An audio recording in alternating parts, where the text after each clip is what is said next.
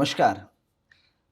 दस्तक की बात करें तो दस्तकें अक्सर अलग-अलग भावनाएँ लेकर के आती हैं और अगर आपके दरवाजे पे दस्तक सफलता की हो, तो उनका चेहरा बहुत अलग होता है। ऐसा ही चेहरा, ऐसे ही सफलता से भरा हुआ चेहरा आज हमारे साथ मौजूद है। मेरे साथ आज स्टूडियो में बात करने के लिए मौजूद हैं सोनिया सिंह जी। सोनिया सिंह जी की तारीफ़ में अगर मैं बात करूँ, उनका तारुफ़ कराऊँ आपसे, तो इसमें सोनिया सिंह पेशे से एक एडवोकेट रही हैं। रिसेंटली उन्होंने उत्तराखंड लोक सेवा आयोग की परीक्षा को जो है सफलतापूर्वक क्लियर किया और 10वीं रैंक लेकर के आई हैं। आज सोनिया सिंह जो हैं वो डिप्टी रजिस्ट्रार हैं। स्वागत है आपका। Thank you so much. सबसे पहले अगर बात करें तो कितना मुश्किल रहा ये सफ़र फ्रॉम लाइक अगर हम देखें जुडिशरी के सिस्टम से में आप थी, एडवोकेट रही और फिर ये एक जो ट्रांसफॉर्मेशन मिला लाइफ को, कैसा अनुभव रहा ये? ओके। काफ़ी चैलेंजिंग था, ऐसा नहीं कि बहुत ज़्यादा इजी था मेरे लिए, बिकॉज़ मैं एक लॉ बैकग्राउंड से बिलॉन्ग करती हूँ। तो सिविल सर्विसेज की जर्नी मेरी जो स्टार्ट हुई थी, वो हुई थी 6 टू 7 क्लास में जब मैं थी। तो पापा ने कभी कहा था मुझे कि आपको डीएम बनना है, हुँ, एसडीएम बनना है। तो उस टाइम पे वर्ड्स ऐसे थे कि डीएम, एसडीएम क्या होता है? कुछ हुँ, पता नहीं। तो धीरे-धीरे जब वो फैमिली में मेरा हमेशा से ही पढ़ाई का ही माहौल रहा है। मेरे हुँ, फादर काफ़ी स्टडी की तरफ ही हमको रखते थे हमेशा। तो उन्होंने समझाना शुरू किया। वो इंसिडेंट बताया करते थे कि आज डीएम ऑफ़िस में ऐसा हुआ, आज एसडीएम ऑफ़िस में ऐसा हुआ। तो मुझे बड़ी इंस्पायरिंग सी लगती थी उनकी स्टोरी कि अगर इतने बड़े ऑफ़िसर हैं तो उनके लिए क्या करना पड़ता है हमें? कैसे बनेंगे हम? तो पापा से मैं पूछती थी कि क्या करना पड़ेगा मुझे ये बनने के लिए? तो उन्होंने मुझे फिर बताया कि ऐसे-ऐसे एग्ज़ाम्स होते हैं लोक सेवा आयोग के।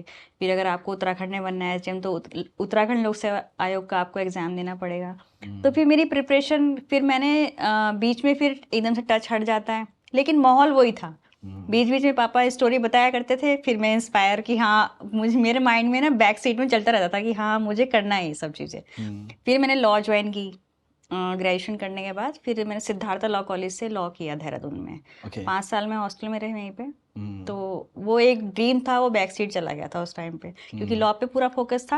हुँ, और लॉ में भी ऐसा था कि मैं अपने कॉलेज में भी मतलब लॉ में भी टॉपर थी मैं। तो ओके, मेरी पढ़ाई में इतना इंटरेस्ट था कि मुझे रुचि हमेशा से स्टडी में रही है। हुँ, मैंने कुछ अदर मतलब मेरे कोई फ्रेंड्स ज़्यादा रहे ही नहीं कभी भी, क्योंकि पढ़ाई में इतना ज़्यादा इन मतलब इन्वॉल्वमेंट हो जाता है। इंडल्ज होने के कारण मेरी स्टडी की तरफ ही हमेशा से रहा है कि मुझे कुछ बड़ा ही करना है, कभी करना है तो। हुँ, आगे ही बढ़ना है, कभी मुझे छोटा-मोटा कुछ नहीं करना मुझे। हुँ, तो जब मैंने लॉ किया, लॉ मेरी कंप्लीट हुई, फिर फादर ने मुझे प्रैक्टिस के लिए बोला, मैंने ऋषिकेश कोर्ट में प्रैक्टिस करी, पर वो मेरे लिए सैटिस्फैक्टरी नहीं था।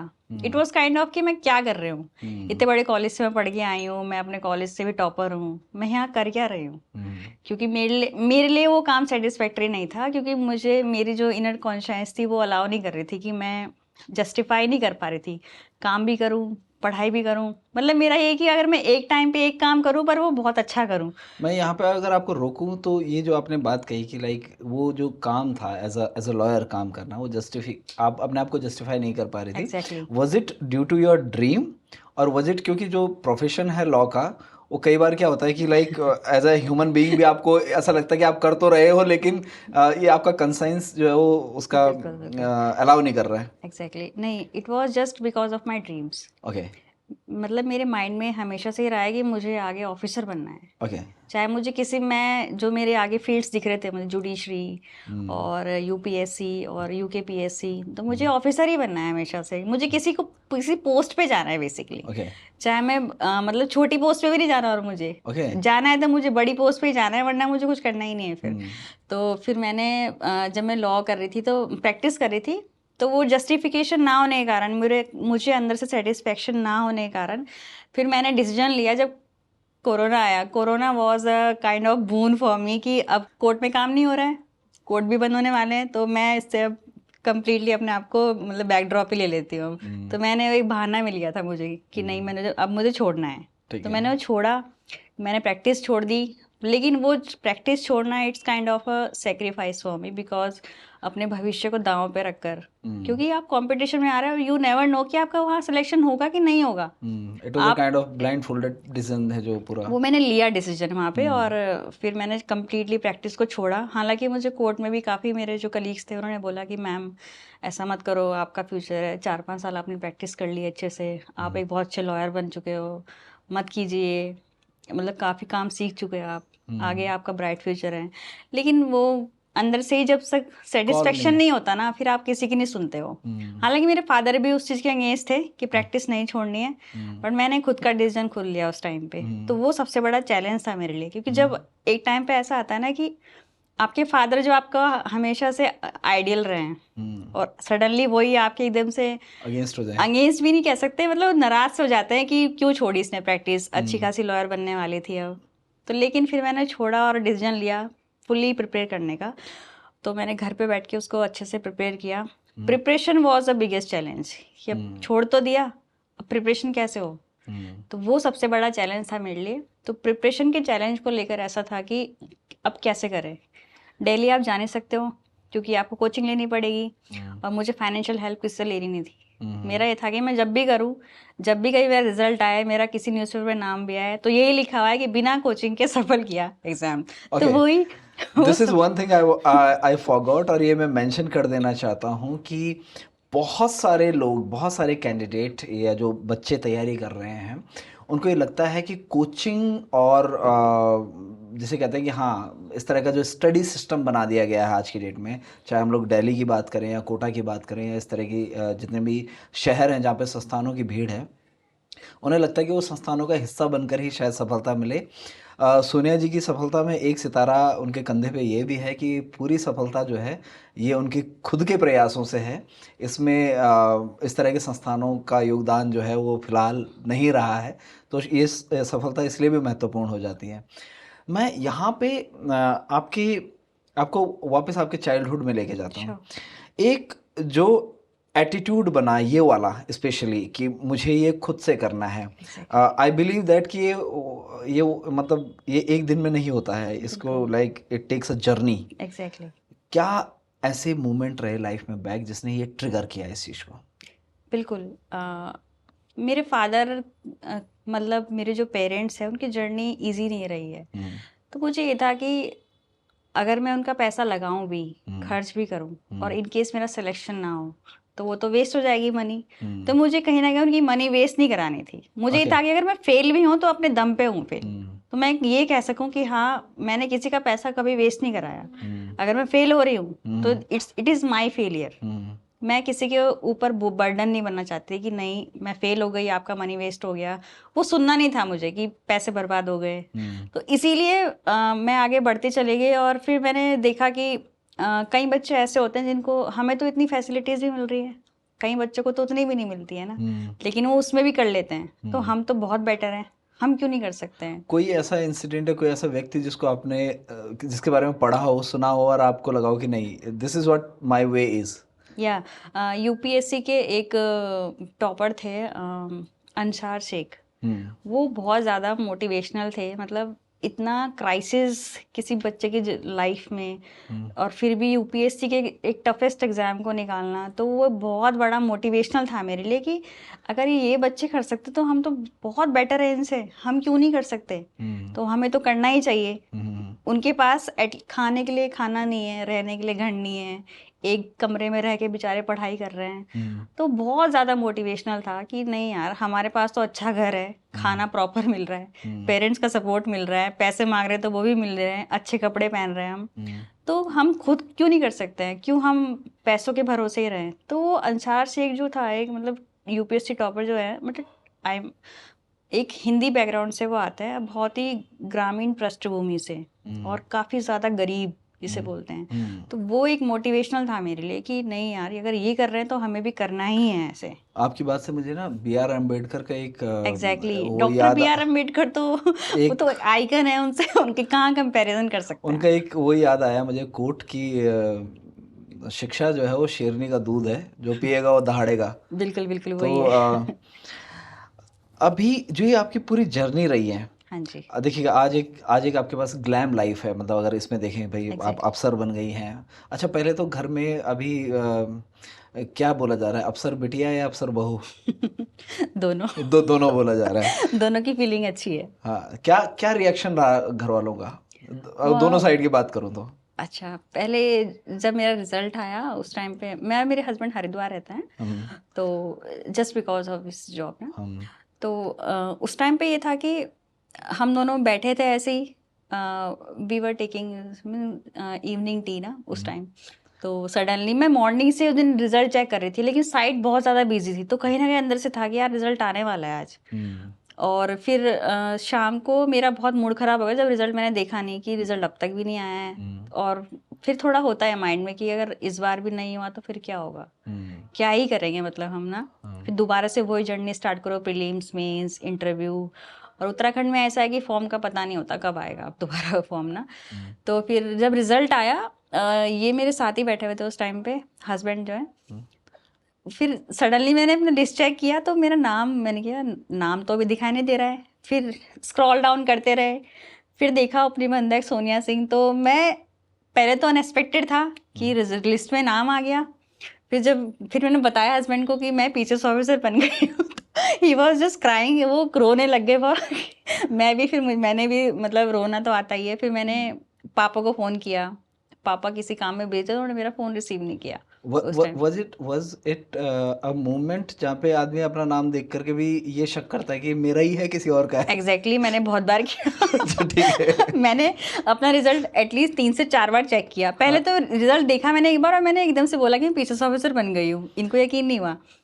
तो कह रहे कि चेक कर लिया, मैंने कहा हाँ मैंने चेक कर लिया अच्छे से। हाँ, तो ये स्टार्टेड क्राइंग। हम्म, फिर मैंने सबको फ़ोन जब कर लिया, पापा को, फिर मैंने दोबारा किया, मैंने एक बार दोबारा चेक कर लो कहीं मेरे किसी और का रोल नंबर तो नहीं है वो।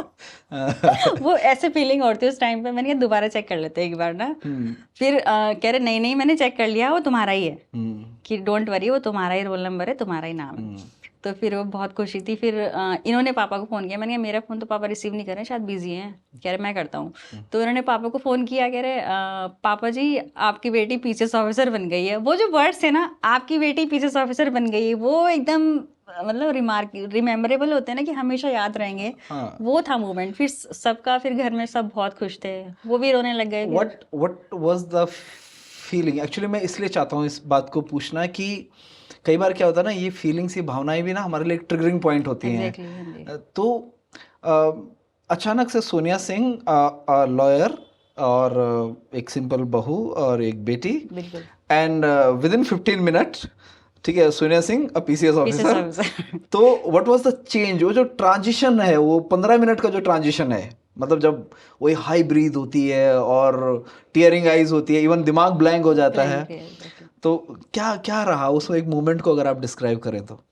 वो मोमेंट ऐसा था कि पहले तो बिलीव नहीं होता कि आपने खुद से कर दिया। हम्म, इतना बड़ा एग्जाम आपने खुद निकाल दिया, बिना किसी कोचिंग के सपोर्ट के, बिना हम्म, इवन एक भी मॉक इंटरव्यू आपने नहीं लिया। हम्म, फिर ये था कि ऐसी पृष्ठभूमि से आना जहाँ से मैं आती हूँ, ग्रामीण पृष्ठभूमि है वो जहाँ हम्म, से मैं आती हूँ, लेकिन वहाँ से भी आपने ये एग्ज़ाम क्रैक कर देना, इट वाज अ मीन्स बहुत ही, यू कांट एक्सप्लेन कि वो कैसा मोमेंट था। हम्म, बट ये था कि एकदम से आपकी लाइफ चेंज हो जाती है। अब हम्म, आपको लोग वैसे नहीं देख रहे जैसे पहले देख रहे थे।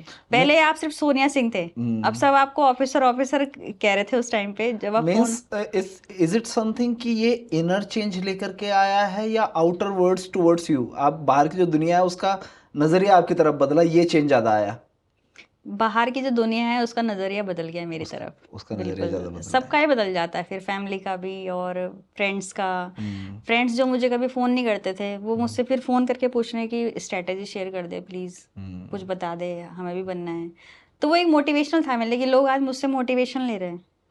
जो कभी मुझे हाय हेलो मतलब ग्रुप रहते हैं फ्रेंड्स के, पर जनरली आजकल कोई किसी के लिए टाइम नहीं निकालता। बट उस दिन इतने कॉल्स आए, नेक्स्ट डे इतने कॉल आए, मतलब वो अनएक्सपेक्टेड था, मैंने कभी फील नहीं किया था वो मोमेंट। पता नहीं किस किस के, आधों का तो ऐसे था कि मुझे जानती भी नहीं थी, उनके ही फ़ोन आए। सो डियर फ्रेंड्स, मैं यहाँ पे बता देना चाहता हूँ आपको, आई डोंट नो सोनिया जी ने आपसे स्ट्रैटेजी शेयर की हो ना की हो, लेकिन अगर आप ये वीडियो आगे देख रहे हैं तो आई एम श्योर आपको आज स्ट्रैटेजी मिलने वाली है। एग्जैक्ट। तो अगर हम लोग बात करें, ये तो रही सक्सेस की बात, बट एवरी, जैसे कहते हैं ना, एवरी लाइट, इससे पहले कि वो ग्लूम करना शुरू करें, there is always a darkness, exactly. History of darkness होती है। बिल्कुल। तो was it the first attempt जो आपने दिए, तो आपका पहला अटेम्प्ट था and you got success, was it that easy everything? और हालांकि आप पढ़ने में आपने बताया आप अच्छी थी, पर was it that easy every time, और कभी फेलियर का भी सामना हुआ है? No, it was not an easy, very difficult, I can say, because no friends, no peer group, no guidance even. Because lack of guidance is one of the most important factor behind your failures. जब तक आपके पास guidance नहीं होगी, आप नहीं Excel कर सकते उस एग्जाम में। तो मैंने जब अपने यूपीएससी के अटेम्प्ट्स दिए, 2 या 3 अटेम्प्ट दिए मैंने उसमें, तो मेरा उसमें सिलेक्शन नहीं हुआ यूपीएससी के अटेम्प्ट्स में। ओके।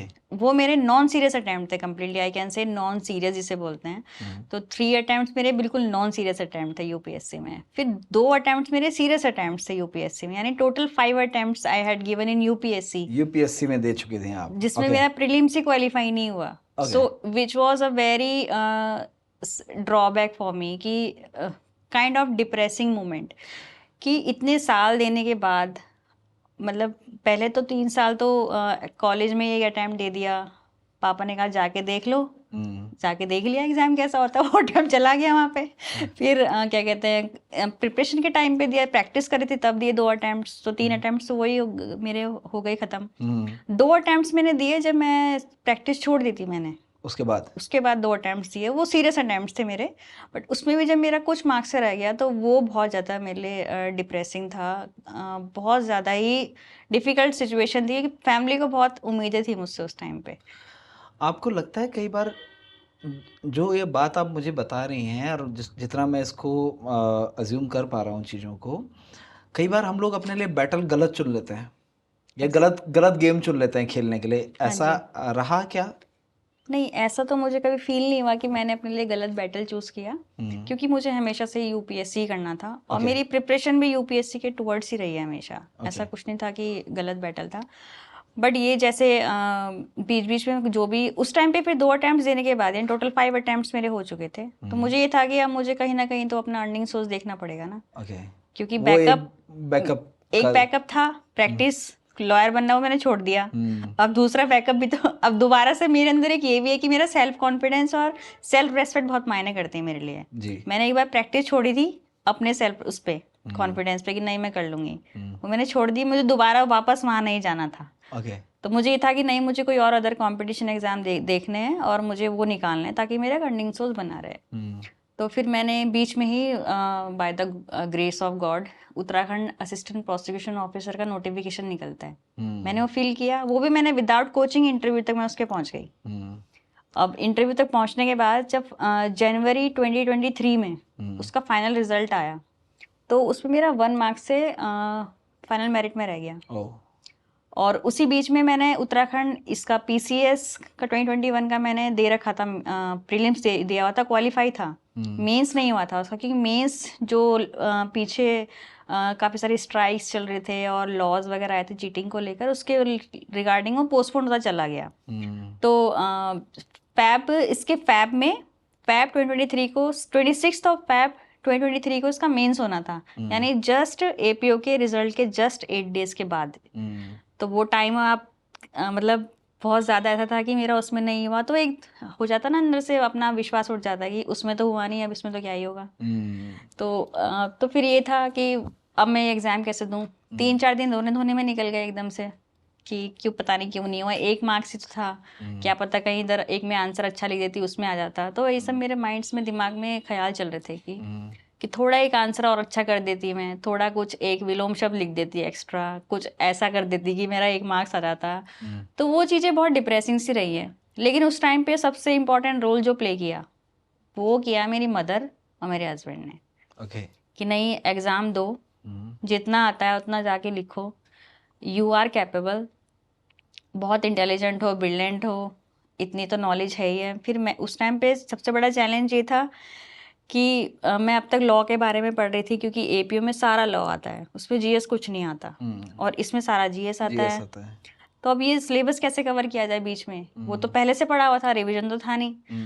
तो जितना भी टाइम लिमिट जो मुझे मोटिवेशनल मिला हस्बैंड से, और उस टाइम तो शादी नहीं हुई थी हमारी, we were just friends, engagement भी नहीं हुई थी उस टाइम पे तो जानते थे एक दूसरे को।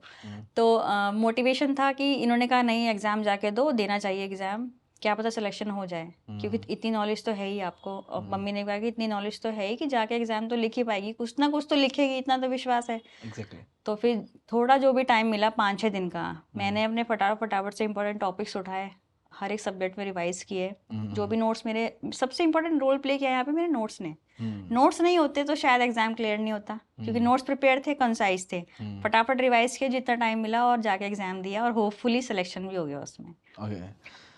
सो अभी जैसे आपने बात की कि आपका पिछला जो एग्ज़ाम था वो आपका नहीं हुआ था बिल्कुल। क्लियर, तो जब भी ये फेलियर आए यार, एक आपने जो बात बताई उसमें दिखता है कि एक सीरीज ऑफ फेलियर था, it was not just a failure, एक Exactly. पूरा सीरीज था। अब इम्पॉर्टेंट बात यहाँ पे आती है कि देयर आर फ्यू जिनकी किस्मत में ये नहीं आते हैं। मतलब अगर हम देख रहे हैं कि 10 लाख लोग एग्ज़ाम दे रहे हैं तो शायद 500-700 की किस्मत में ये नहीं होता जिनका क्लियर हो जाता है, अदरवाइज हर एक की किस्मत में वो है ही। है, ये बिल्कुल है। How did you tackle it at that time, कि अगर हम बात करें कि भाई अब उस फेलियर से निकलना है, क्या क्या स्ट्रैटेजी होती थी कि लाइक मैं यहाँ से कैसे निकलूँ? ओके, आई कैन से कि फेलियर्स मेरे लिए एक अपॉर्चुनिटी रहे हैं। अब जैसे सिलेक्शन मेरा नहीं हुआ करता था, नो, तो हस्बैंड बोलते थे कि नो का मतलब पता है क्या होता है? मैंने कहा नहीं, कह रहे न्यू अपॉर्चुनिटी, जाओ और जाके एग्जाम दो दूसरा, कि क्या पता इससे बड़ी अपॉर्चुनिटी तुम्हारा वेट कर रही हो। तो यही चीज़ें मेरे माइंड में थी कि हो सकता है इससे बड़ा कोई पोस्ट मेरे लिए वेट कर रहा हो। तो मैं प्रिपरेशन करती रही। फेलियर्स तो ऐसे थे कि आते रहे, लेकिन फेलियर से मुझे कभी डर नहीं लगा। ये मेरा हमेशा से था, मुझे कभी डर नहीं लगा फेलियर से, कि ठीक है, हार हमेशा नहीं होती है, कभी तो कभी आपकी जीत होगी, क्योंकि आप रेस में हो, आप बैठे नहीं हो आराम से। मीन्स यू से कि अगर आ रहा है तो you don't need to entertain it. Exactly, तो आप मतलब आगे बढ़ते रहो, आप करते रहो, आपका सिलेक्शन ज़रूर हो जाएगा। अगर आप, if you are preparing in right direction, then you will definitely get your success. But it is very important कि you must have a good knowledge and good guidance and good strategy to clear that exam. So आपके पास एक strategy होना बहुत ज़रूरी है, means a blue print of your exam. So you must have a blueprint and a good kind of strategy, and the first and foremost your hard work and smart work. Otherwise you can't survive in this exam. So consistency and your perseverance, your hard work, smart work, and of course support of your family and your God Almighty. तो ये सब चीज़ें जब रहेंगी तो आपका selection हो ही जाएगा एक ना एक दिन। तो आपको डरना नहीं है फेलियर से। फेलियर्स तो मुझे लगता है कि अच्छा हुआ मेरी लाइफ में आए, एटलीस्ट मुझे कुछ सीखने को मिला। अगर डायरेक्टली मुझे वो सफलता मिल जाती ना, तो शायद आज मेरी पर्सनैलिटी में इतना निखार नहीं होता। तो फेलियर्स आए, बहुत अच्छा हुआ आए, मैं शुक्रगुजार हूँ कि फेलियर्स आते रहे और आते बार बार आते रहे, ताकि मैं, और क्योंकि हर एक फेलियर्स के बाद मैंने इम्प्रूव भी किया है। So for after every failure I just had improved my self at every space, कि यहाँ पे मेरी ये गलती रही होगी तभी मेरे शायद सिलेक्शन नहीं हुआ। मैंने अपनी गलती को बहुत ज़्यादा एनालाइज किया, स्क्रूटनाइज बोलते हैं खुद को करना, so scrutinise my personality very well. उस टाइम पे ये रहा है मेरा मेन फैक्टर। सो अब यहाँ ना दो चीज़ें हैं सुनिए जी। एक है कि बीइंग एन आपने जो कैंडिडेट आपने एग्ज़ाम दिया, लेकिन in this journey you have been through a particular process, जो यूके जो सिविल सर्विस सिलेक्शन बोर्ड है उसका।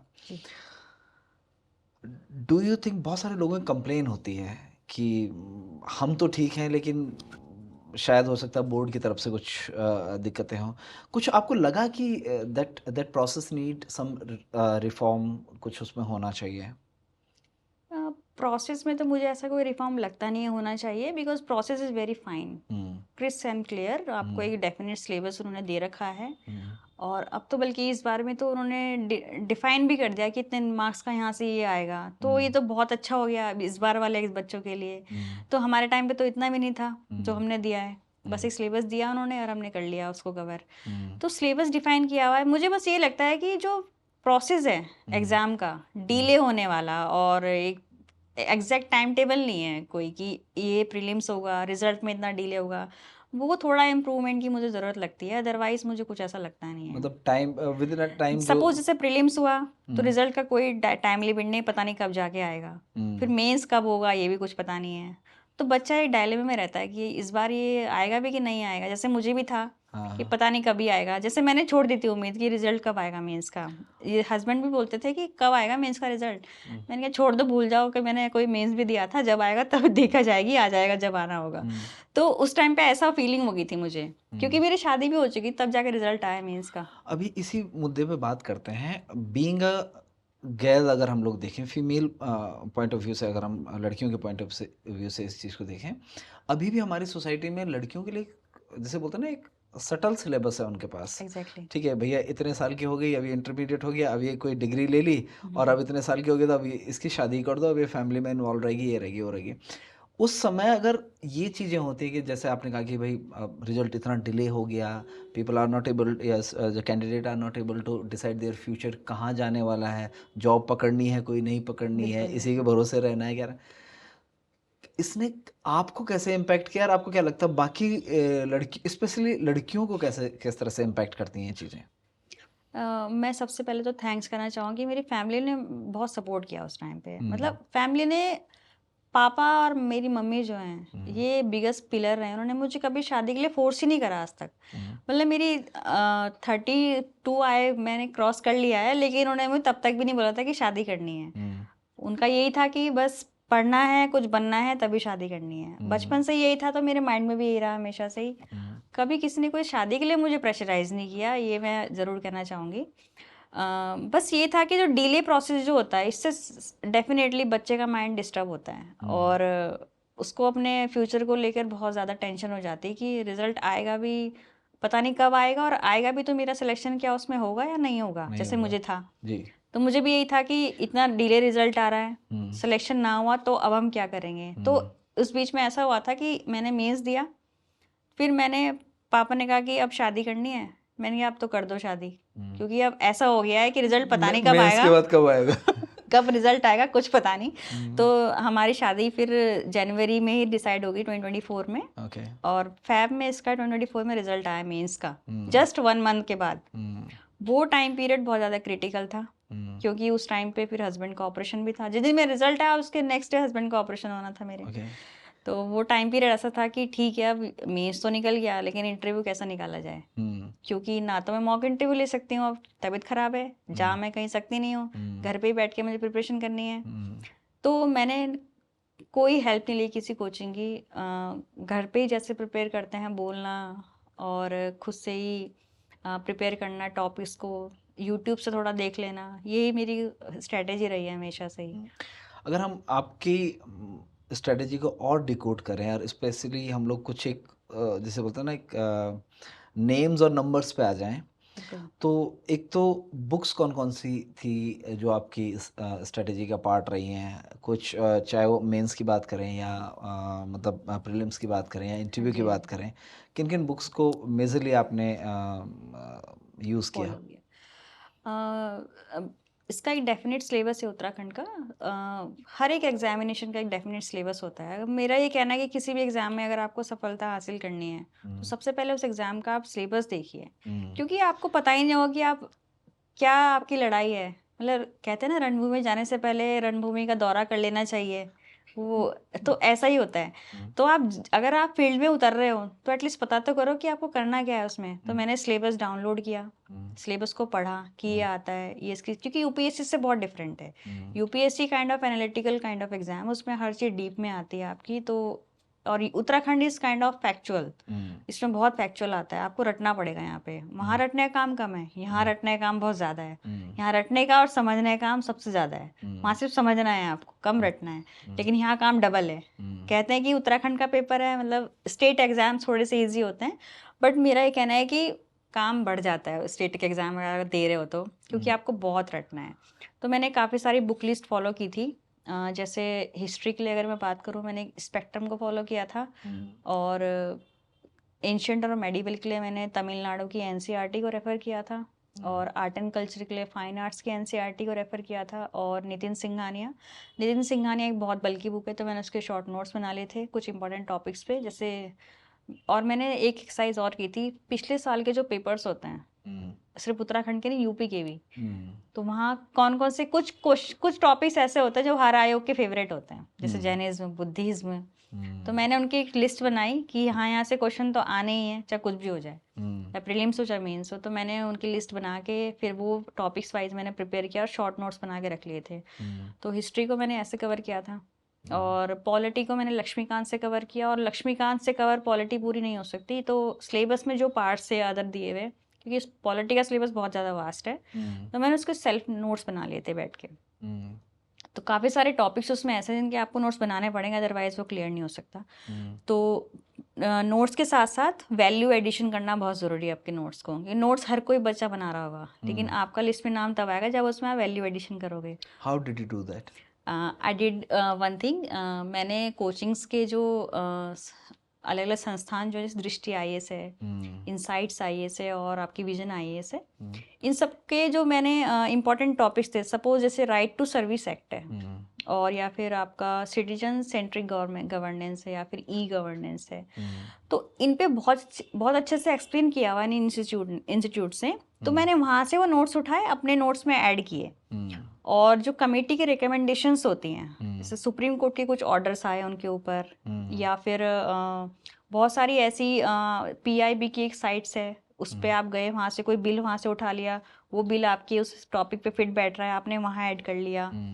तो ऐसे पीआरएस की एक साइट है, पीआरएस इंडिया, वहाँ से भी मैंने, मतलब काफ़ी ज़्यादा आपको मेहनत करनी पड़ेगी लिस्ट में नाम आने के लिए। वो एकदम से लगता है कि आपका लिस्ट में नाम आ गया, लेकिन उसके पीछे की मेहनत बहुत ज़्यादा होती है। मीन्स आप ये कह रहे हैं कि स्टेप वन है कि आपने जो डेटा लिया, जो कॉमन डेटा है वो आपने पिक किया, उसके नोट्स बनाए, और बिल्कुल। उसके बाद लगातार उस नोट्स के ऊपर आप क्या value addition additional information add कर ऐड सकते करते हैं। हो, जैसे हमारे सीजीआई जस्टिस चंद्रचूड़ जी हाँ हैं, हाँ जी। वो कुछ ना कुछ आपके देते रहते हैं जजमेंट्स, बहुत सारे उन्होंने जजमेंट्स दिए हैं अपने कार्यकाल में। डिफरेंट सॉर्ट हाँ जी, ऑफ राइट टू इश्यूज पे। प्रिवेसी पे दिया है उन्होंने, सबरीमाला पे दिया है, तो ये सब आपको पता होना चाहिए, क्योंकि आप एग्जाम में हो तो आपको ये नॉलेज होनी चाहिए इन टॉपिक्स की। तो मैंने एक छोटे छोटे 1-2 पेज के नोट्स बना के रख लिए थे हर एक टॉपिक के ऊपर। तो बहुत सारे सब्जेक्ट्स हैं, अलग अलग सब्जेक्ट्स हैं, एनवायरनमेंट है, ज्योग्राफी है, ज्योग्राफी के लिए मैंने एनसीईआरटी फॉलो की थी, मैप्स फॉलो किए थे, और एनवायरनमेंट के लिए शंकर आईएएस की बुक को फॉलो किया था, और प्लस आपके जो गूगल के नोट्स होते हैं वो फॉलो किए थे मैंने। So how do you make notes? अगर मैं एक प्रोसेस की बात करूं, आजकल क्योंकि टेक्नोलॉजी का ज़माना है, कुछ लोगों के नोट्स स्क्रीनशॉट पे बन जाते हैं, कुछ लोग एग्जैक्टली। एक वीडियो के लिंक्स वो कर लेते हैं। Is it important? ये आपको हेल्प किया, या अभी भी आप जो है पेन एंड पेपर लेकर के बैठती हैं? और मेरा ये मानना है कि वहाँ जाके आपको पेन पेपर से ही लिखना है। जी।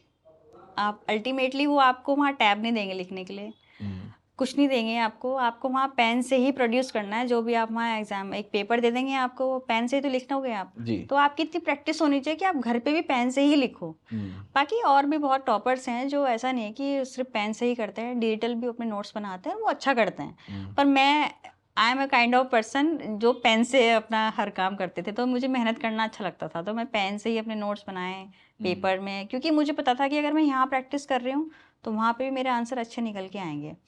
तो पेन और पेपर वाला ही मेरा रहता था हमेशा से, खुद के सेल्फ मेड नोट। कुछ नोट्स मेरे हाँ डिजिटल हुआ करते थे, ऐसा नहीं है कि मैंने सारा ही कुछ पेन से लिखा है, क्योंकि अब टाइम चेंज हो गया है, थोड़ा आपको डिजिटल भी होना पड़ेगा। तो मैंने अपने लैपटॉप पे नोट्स बना के रख लिए थे आधे, जिससे करंट अफेयर बहुत वास्ट होते हैं, तो आप पेन से नहीं बना सकते उनको। तो इट्स बेटर है कि आप डाउनलोड करो, अपने लैपटॉप में रखो, और हाईलाइट वहीं करते रहो और वहीं से रिवीजन करो। इतना पॉसिबल नहीं है कि आप सारे ही नोट्स बनाओगे, क्योंकि बुक्स भी हैं, फिर आप नोट्स भी बना रहे हो, फिर आपका डिजिटल भी है, क्या क्या पढ़ोगे आप। एग्जाम एक दिन में 2 पेपर होते हैं आपके 3-3 घंटे के, जी। इतना टाइम ही नहीं होता कि आप रिवाइज कर सको। तो इट्स बेटर है कि आप पहले से उनको प्रिपेयर करके रखो। अगर हम देखें अभी, जैसे एक बड़ा मुद्दा है इंडिया के अंदर रिजर्वेशन, और इवन दो हर चीज़ में हम लोग देख रहे हैं डिफरेंट सॉर्ट ऑफ रिजर्वेशंस की डिमांड हो रही है। आप क्या सोचती हैं? अभी पीछे आवाज़ उठी भी थी कि 30% जो रिजर्वेशन होना चाहिए, जो उत्तराखंड लोक सेवा आयोग के एग्ज़ाम्स हैं उनमें, स्पेशली महिलाओं को लेकर के। बिल्कुल बिल्कुल। What is your take on it, and what do you think कि ये कैसे मदद करने वाला है आगे? अगर आता है तो किस तरह से मदद करेगा इन लोगों की? मुझे लगता है कि जो हमारी उत्तराखंड की महिलाएं हैं, हम्म, जैसे कुछ लोग, हमारा उत्तराखंड का 2 पार्ट में डिवाइडेड, गढ़वाल और कुमाऊं कुमाऊं में। है ना। तो कुछ पार्ट उसमें ऐसे हैं जो डेवलप नहीं है अभी, और हम्म, वहाँ की महिलाएं तो शिक्षा से बहुत, मतलब कहने का मतलब है कि अभाव है शिक्षा का वहाँ पे। हम्म, तो शिक्षित नहीं है उतनी, और जो शिक्षित है भी उन तो उनको मौका नहीं मिल पाता है। हम्म, मैंने जितना पर्सनली पढ़ा है, देखा है, फील किया है, हम्म, तो रिजर्वेशन से क्या होता है, उनके लिए एक सीट रिजर्व हो जाती है, कुछ सीटें जिनसे उनको एक मौका मिलता है हम्म, कि एटलीस्ट, क्योंकि बाहर के बच्चे आगे भी तो कंपटीशन दे रहे हैं इस एग्जाम्स में ना। हम्म, तो यहाँ की महिलाओं को जितना मौका मिल सकता है, हम्म, ये रिजर्वेशन उसी के लिए है। मेरे हिसाब से ये बहुत ही अच्छा स्टेप है गवर्नमेंट का, और ये होना भी चाहिए। हम्म, क्योंकि अगर हमारे ही स्टेट की महिलाएं मतलब अच्छी पोस्ट पे नहीं जाएंगी, या फिर शिक्षा का उनमें अभाव रहेगा, तो डेफिनेटली कहीं ना कहीं हमारा स्टेट पीछे हो जाएगा। हम्म, हमारी जितनी भी स्टेट्स हैं इंडिया में, उनसे हमारा स्टेट पीछे हो जाएगा। हम्म। तो मुझे लगता है कि 30% रिजर्वेशन इज़ अ गुड मतलब criteria from the government of Uttarakhand. So I think मैं इसके बहुत फेवर में हूँ। और इससे अभी फ़ायदा भी मिलता है और बहुत अभी ज़्यादा। बातचीत में मैंने बहुत सारे लोगों से बात की, तो एक चीज़ जो जनरली लोगों ने बात करी, जो आपकी तरह सिविल सर्वेंट हैं या जो अभी एस्पिरेंट हैं, एक चीज़ ये भी निकल के आती है, इफ सिविल सर्वेंट और ख़ास करके जो उत्तराखंड लोक सेवा आयोग से निकलेंगे, जो पीसीएस अधिकारी हैं, जी, उनके बारे में कहा जाता है कि if they are not from the background जो एक्चुअली धरातल एक्चुअली, पे है, बिल्कुल, सो समवन फ्रॉम, अगर हम देखें कि जो प्लेन्स प्लेन के से। लोग हैं, अगर वो पहाड़ के बारे में कोई नीति बना रहे हैं या उसके बारे में कुछ सोच रहे हैं, तो until unless they are not from that background, तो उनके लिए मुश्किल होता है वो चीज़ समझ पाना बिल्कुल, कि बिल्कुल। किस तरह से उनको टैकल किया जाए। अगर हम देखें अभी रिजर्वेशन की मैंने बात करी, लगातार जो है उत्तराखंड, अगर हम लोग देखें कि ये एक ऐसा राज्य रहा है जो पिछले कुछ समय से तो बहुत ज़्यादा आंदोलन और बहुत ज़्यादा स्ट्राइक्स और बहुत ज़्यादा, हालांकि उसमें मुद्दे अलग अलग हैं, बिल्कुल, चाहे वो मुद्दा अंकिता भंडारी का हो, हल्द्वानी चाहे का वो हो। मुद्दा हल्द्वानी में अभी महिलाओं के हुँ, साथ अत्याचार हुआ, या अभी देहरादून में हम देखें एग्ज़ैक्टली, बस स्टैंड से बस एक स्टैंड खबर में, खबर आई थी, या और मुद्दे जैसे पेपर लीक एक बड़ा मुद्दा रहा है। बिल्कुल। अब बाकी मुद्दे तो आम जनमानस के मुद्दे हैं, चाहे वो अंकिता भंडारी और ये इस तरह के मुद्दे या मुद्दे और मुद्दे हैं, लेकिन बेरोजगारी और पेपर लीक ये ऐसा मुद्दा रहा है जो डायरेक्टली इधर स्टूडेंट्स को और एस्पिरेंट्स को अफेक्ट किया है, जिसने, अब उनकी लड़ाई है तो उनको ही लड़ना है, और वो लोग जब उतरते हैं जी, आंदोलनों में, तो ये वो मतलब उनके लिए मुश्किलें भी पैदा करता है। बिल्कुल। आपको क्या लगता है, लोगों को पार्टिसिपेट करना चाहिए इन बच्चों को इस तरह के आंदोलनों में, या इससे फिलहाल दूरी बनानी चाहिए? What is your take in it? मेरा ये कहना है इस पे कि राइट टू प्रोटेस्ट हमें कॉन्स्टिट्यूशन में अधिकार दिया हुआ है। ठीक है।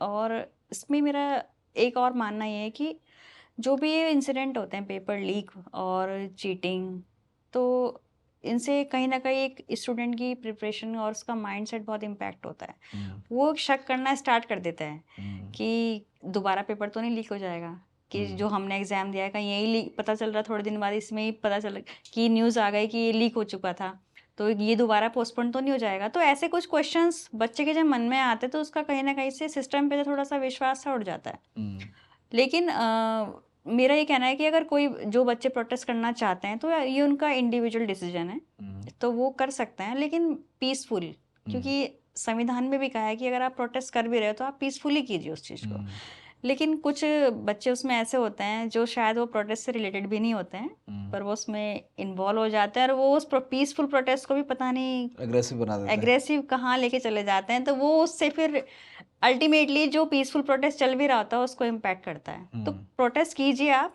हम्म, अपने अधिकारों के लिए आपको आवाज़ उठानी चाहिए, और करना भी पड़ता है, हम्म, क्योंकि वरना फिर ये होता है कि आपके अधिकार कहीं न कहीं हनन होना स्टार्ट हो जाता है, उनका हम्म, वायलेशन जिसे कहते हैं वायलेशन हो वो जाता होना है। स्टार्ट हो जाता है। तो हम्म, आपको डेफ़िनेटली प्रोटेस्ट का हिस्सा बनना चाहिए, हम्म, लेकिन पीसफुल प्रोटेस्ट का, हम्म। एग्रेसिव प्रोटेस्ट का तो बिल्कुल नहीं।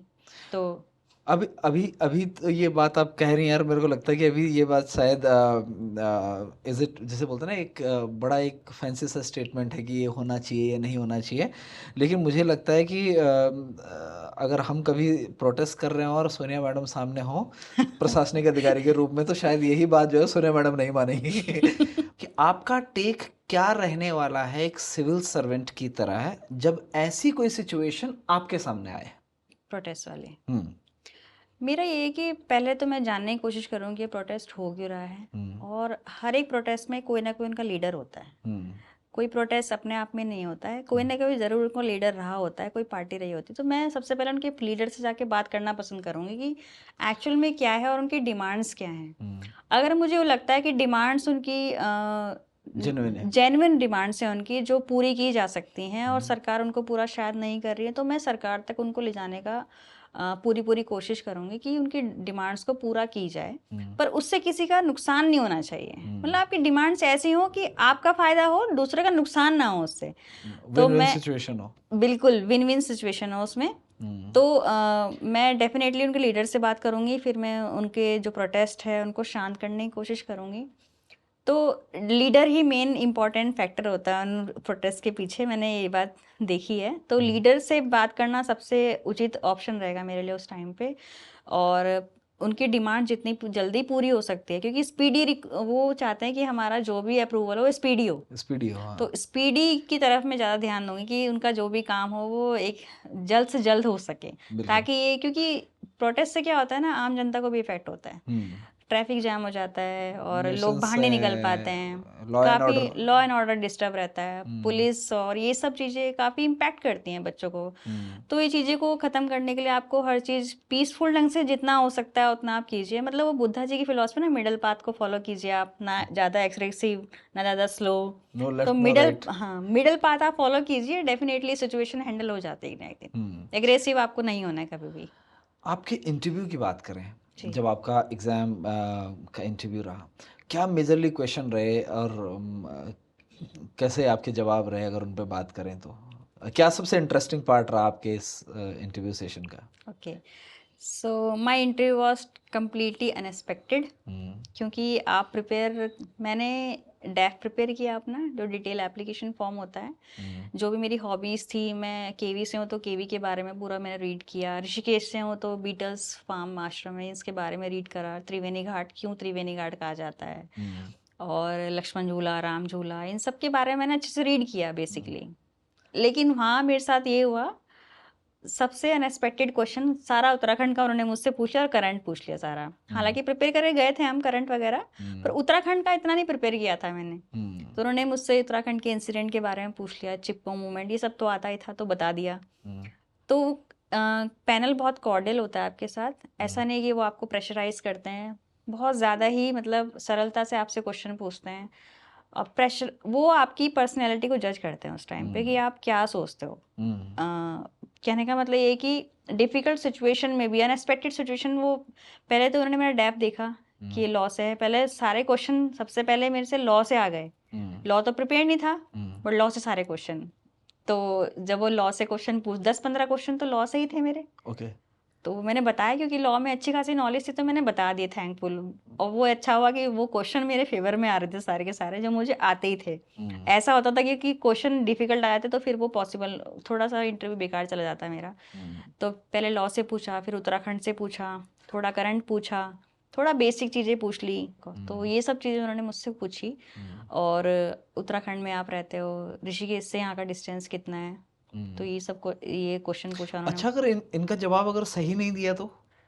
नहीं, इतना कुछ इम्पैक्ट नहीं पड़ता, लेकिन वो आपसे एक्सपेक्ट करते हैं कि अगर आप ऋषिकेश से हरिद्वार आ रहे हैं तो it means you have knowledge, कि आपको पता होना चाहिए कि आप कितना डिस्टेंस कवर करके आए हो। फॉर एग्जाम्पल मैं मीन्स पूछूँ यू मस्ट बी अवेयर। मैं अगर पूछूं कि ऋषिकेश से देहरादून, देहरादून में आपका इंटरव्यू हुआ होगा, बिल्कुल। और आपने कहा कि ऋषिकेश से देहरादून जो है 80 किलोमीटर है इंस्टेड ऑफ 50 किलोमीटर, हाँ जी, हाँ जी। तो इज इट ये प्रॉब्लम वाली बात है आपके लिए, या मतलब ठीक है उन्होंने आपने इंस्टेंट जवाब दिया तो? ज़्यादा प्रॉब्लम वाली बात नहीं है, लेकिन एक नेगेटिव इम्पैक्ट तो पड़ता है। Okay. क्योंकि आपको इतना ही नहीं पता कि कितना डिस्टेंस आप कवर करके आ रहे हो, तो अवेयरनेस की कमी है। अवेयरनेस नहीं है आपके अंदर फिर इस Okay. टाइम। तो जैसे मैंने तो बताया था कि 24.5 की अप्रॉक्सीमेटली डिस्टेंस होगा आयोग से मेरे घर से तक का। तो वो काफ़ी सेटिस्फाइड थे। और फिर उन्होंने बीच में ही पूछा कि क्या क्या चीज़ें आपको प्रभावित करती हैं उत्तराखंड की, मतलब आप हरिद्वार के और ऋषिकेश के बीच में ही आपका ट्रैवल रहा है। तो फिर उसमें देखो, वो अनएक्सपेक्टेड क्वेश्चन था, लेकिन आपको पता होना चाहिए, आप अगर आप थोड़ा सा नेचर को भी ऑब्जर्व करते हुए चलोगे, जैसे मैंने बताया था कि वो जो शिव जी की मूर्ति है और जो गंगा का पानी रहता है, गंगा के पानी से आप क्या सीखते हो, उन्होंने ये भी क्वेश्चन पूछ लिया मुझसे। मैंने ओके। क्या वो गंगा जी के पानी से तो यही सीखने को मिला है कि जैसे शीतलता गंगा जी के जल में होती है, हमारे जीवन में भी वैसे ही हम लाने की कोशिश करें। तो इंस्टेंट मेरे जब माइंड में आया, बाहर जाके मुझे बहुत हँसी भी आई थी कि हुँ, ऐसे-ऐसे क्वेश्चन पूछे और हुँ, भगवान की दया से आंसर भी मेरे अच्छे निकले। हुँ, हालाँकि मुझे लगा था कि मेरा इंटरव्यू बेकार गया, हुँ, कि इतना अच्छा नहीं गया। हुँ, बट ये था कि वो जब मैंने घर आके एनालाइज़ किया कि नहीं इंटरव्यू सही था, बहुत हुँ। ज़्यादा अच्छा नहीं था, बट ये था कि it was above than average. एक इम्पॉर्टेंट क्वेश्चन है, जब आप कह रहे हैं कि आपने प्रिपरेशन नहीं किया, कहीं से प्रिपरेशन नहीं किया, देयर वाज़ नो गाइडेंस, तो आपकी जो जब भी आप एग्ज़ाम दे कर के आती हैं और आप अपने आप को एनालाइज़ करती हैं, बिल्कुल। What was the parameter to analyse yourself? सबसे जैसे मैं पहले इंटरव्यू की बात करूँ, अभी इंटरव्यू में कहा तो अभी आपने मॉक नहीं दिया, कुछ नहीं दिया, लेकिन आपका पैरामीटर क्या रहता था कि ये ठीक हुआ है या नहीं हुआ है, कैसा हुआ है? मेरा ये था कि there was some basic questions hmm, जो आपको आने ही चाहिए, वो आपसे ओके। एक्सपेक्ट करते हैं कि यू शुड नो। हुँ, अगर वो आपसे पूछ रहे हैं कि गांधी जी कहाँ से बिलोंग करते हैं, या फिर गांधी जी के कुछ फिलॉसफी बताइए आप, हुँ, या फिर बुद्धा जी की जो 8 प्रिंसिपल्स हैं, अगर हुँ, आपको वो नहीं पता है, इट मीन्स नहीं आ रहा है, इसका मतलब आपका इंटरव्यू बहुत बेकार गया है फिर। हुँ, हुँ, हुँ, अगर आपको बेसिक चीज़ भी नहीं आ रही है, ठीक है। फिर उन्हें लगता है कि बच्चा पढ़ता ही नहीं है, हुँ, ऐसे ही आ गया है। हुँ, तो इट मीन्स आपको वो चीज़ें आनी चाहिए। अगर मैंने बेसिक चीज़ें बताई हैं, हुँ, हाई-फाई चीज़ें नहीं बता पा रही हूँ मैं, हुँ, जो ज़्यादा ही रटने वाली हैं, तो वो इतनी प्रॉब्लम वाली बात होती नहीं है। जैसे उन्होंने मुझसे एक क्वेश्चन पूछा था कि उत्तराखंड में उन्होंने मुझसे पूछा था कि जैसे हमारे इंडिया में एक सन टेम्पल है, हुँ, उसका नाम बताइए आप। हुँ, मैंने कहा कोणार्क, हुँ, सूर्य मंदिर जो है। कह रहे उत्तराखंड में भी कोई है? मैंने हुँ, कहा हाँ जी है। कह रहे नाम बताइए। मैंने कहा कटारमल। हुँ, तो वो इम्प्रेस हो गए थे उससे कि बच्चे को एटलीस्ट इतना तो पता है कि कहाँ क्या चीज़ें हैं, हुँ, बेसिक चीज़ें जो हैं। फिर ओके। उन्होंने मुझसे उत्तराखंड के कुछ फेयर्स पूछ लिए थे, तो वो भी आपको आने चाहिए। जैसे हुँ, बीकाटी फेयर हो गया आपका, हुँ, नंदा देवी फेयर हो गया, हाँ, आपका कुंभ मेला भी एक फेयर ही है। हाँ, कुंभ मेला की अगर वो पूछने लग गए थे कि कुंभ मेला कितने ड्यूरेशन में होता ड्यूरेशन में है, होता है। तो मैंने कहा 12 ईयर्स की ड्यूरेशन में होता है। तो अगर आपको ये नहीं पता ना 6 टू 12, तो वो फिर वो ये समझ लेते हैं कि बच्चे को इतनी नॉलेज है नहीं। मीन्स जो आपने अभी 6 टू 12 बोला, तो ये कहीं आप एकेडमिक क्लासेस की बात कर रहे हैं, लाइक छठी क्लास से लेकर 12th क्लास तक जो बच्चा अमूमन नॉलेज ले रहा है स्कूल में? नहीं, नहीं, जैसे जो भी हम अपने एक्सपीरियंस से सीखते हैं, okay. Whatever we have learned from our experiences, hmm, वो आपके कहीं न कहीं इंटरव्यू में झलकता है। हुँ, क्योंकि आप अपनी पर्सनैलिटी को 1 दिन में तो डेवलप नहीं कर सकते हो, या बिल्कुल। फिर आप अपनी पर्सनैलिटी को 2-3 महीने में भी डेवलप नहीं कर सकते हो। हुँ, आपकी पर्सनैलिटी आपके ना वक़्त के साथ बदलते हैं। वक़्त के साथ उसमें व्यक्तित्व में आपके निखार आता है। जी। तो वही चीज़ें हैं कि वो आपकी पर्सनैलिटी में दिखता है हुँ, इंटरव्यू का, जो भी आपका इंटरव्यू ले रहे होते हैं, क्योंकि वो बहुत एमिनेंट पर्सनैलिटी आपके सामने बैठे हुए होते हैं। एग्ज़ैक्टली। वो आप उनको बुद्धू नहीं बना सकते हो। हुँ, 5 से 6 पर्सन का एक पैनल होता है और हुँ, वो सारे ही एक्सपीरियंस्ड होते हैं। हुँ, ये लगा लो कि सब मेरे फादर की एज के थे सारे के सारे, हुँ। और सब में ऐसे लग रहा था कि पापा ही बैठ रखे हैं बस सामने।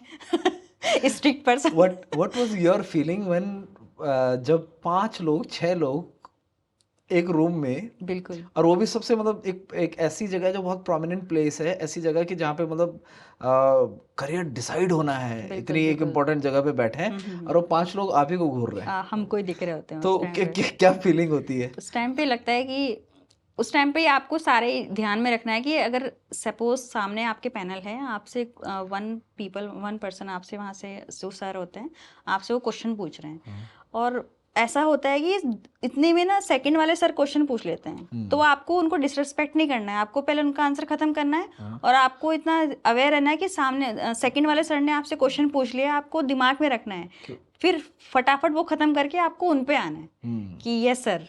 तो ये चीज़ एक आपको फॉलो करनी बहुत ज़रूरी है इंटरव्यू में, कि किसी के भी आपको वहाँ डिसरिस्पेक्ट नहीं करनी है। हुँ, सपोज़ आप मुझसे क्वेश्चन पूछ रहे हैं, अगर इधर वाले सर ने मुझसे क्वेश्चन पूछ लिया, तो मैं वहाँ पे ऐसे करके पहले आपका क्वेश्चन ख़त्म करूँगी, फिर मैं फटाफट से उन पे आऊँगी, ताकि उनको ये ना लगे कि इन्होंने इसने मेरा क्वेश्चन ही नहीं सुना।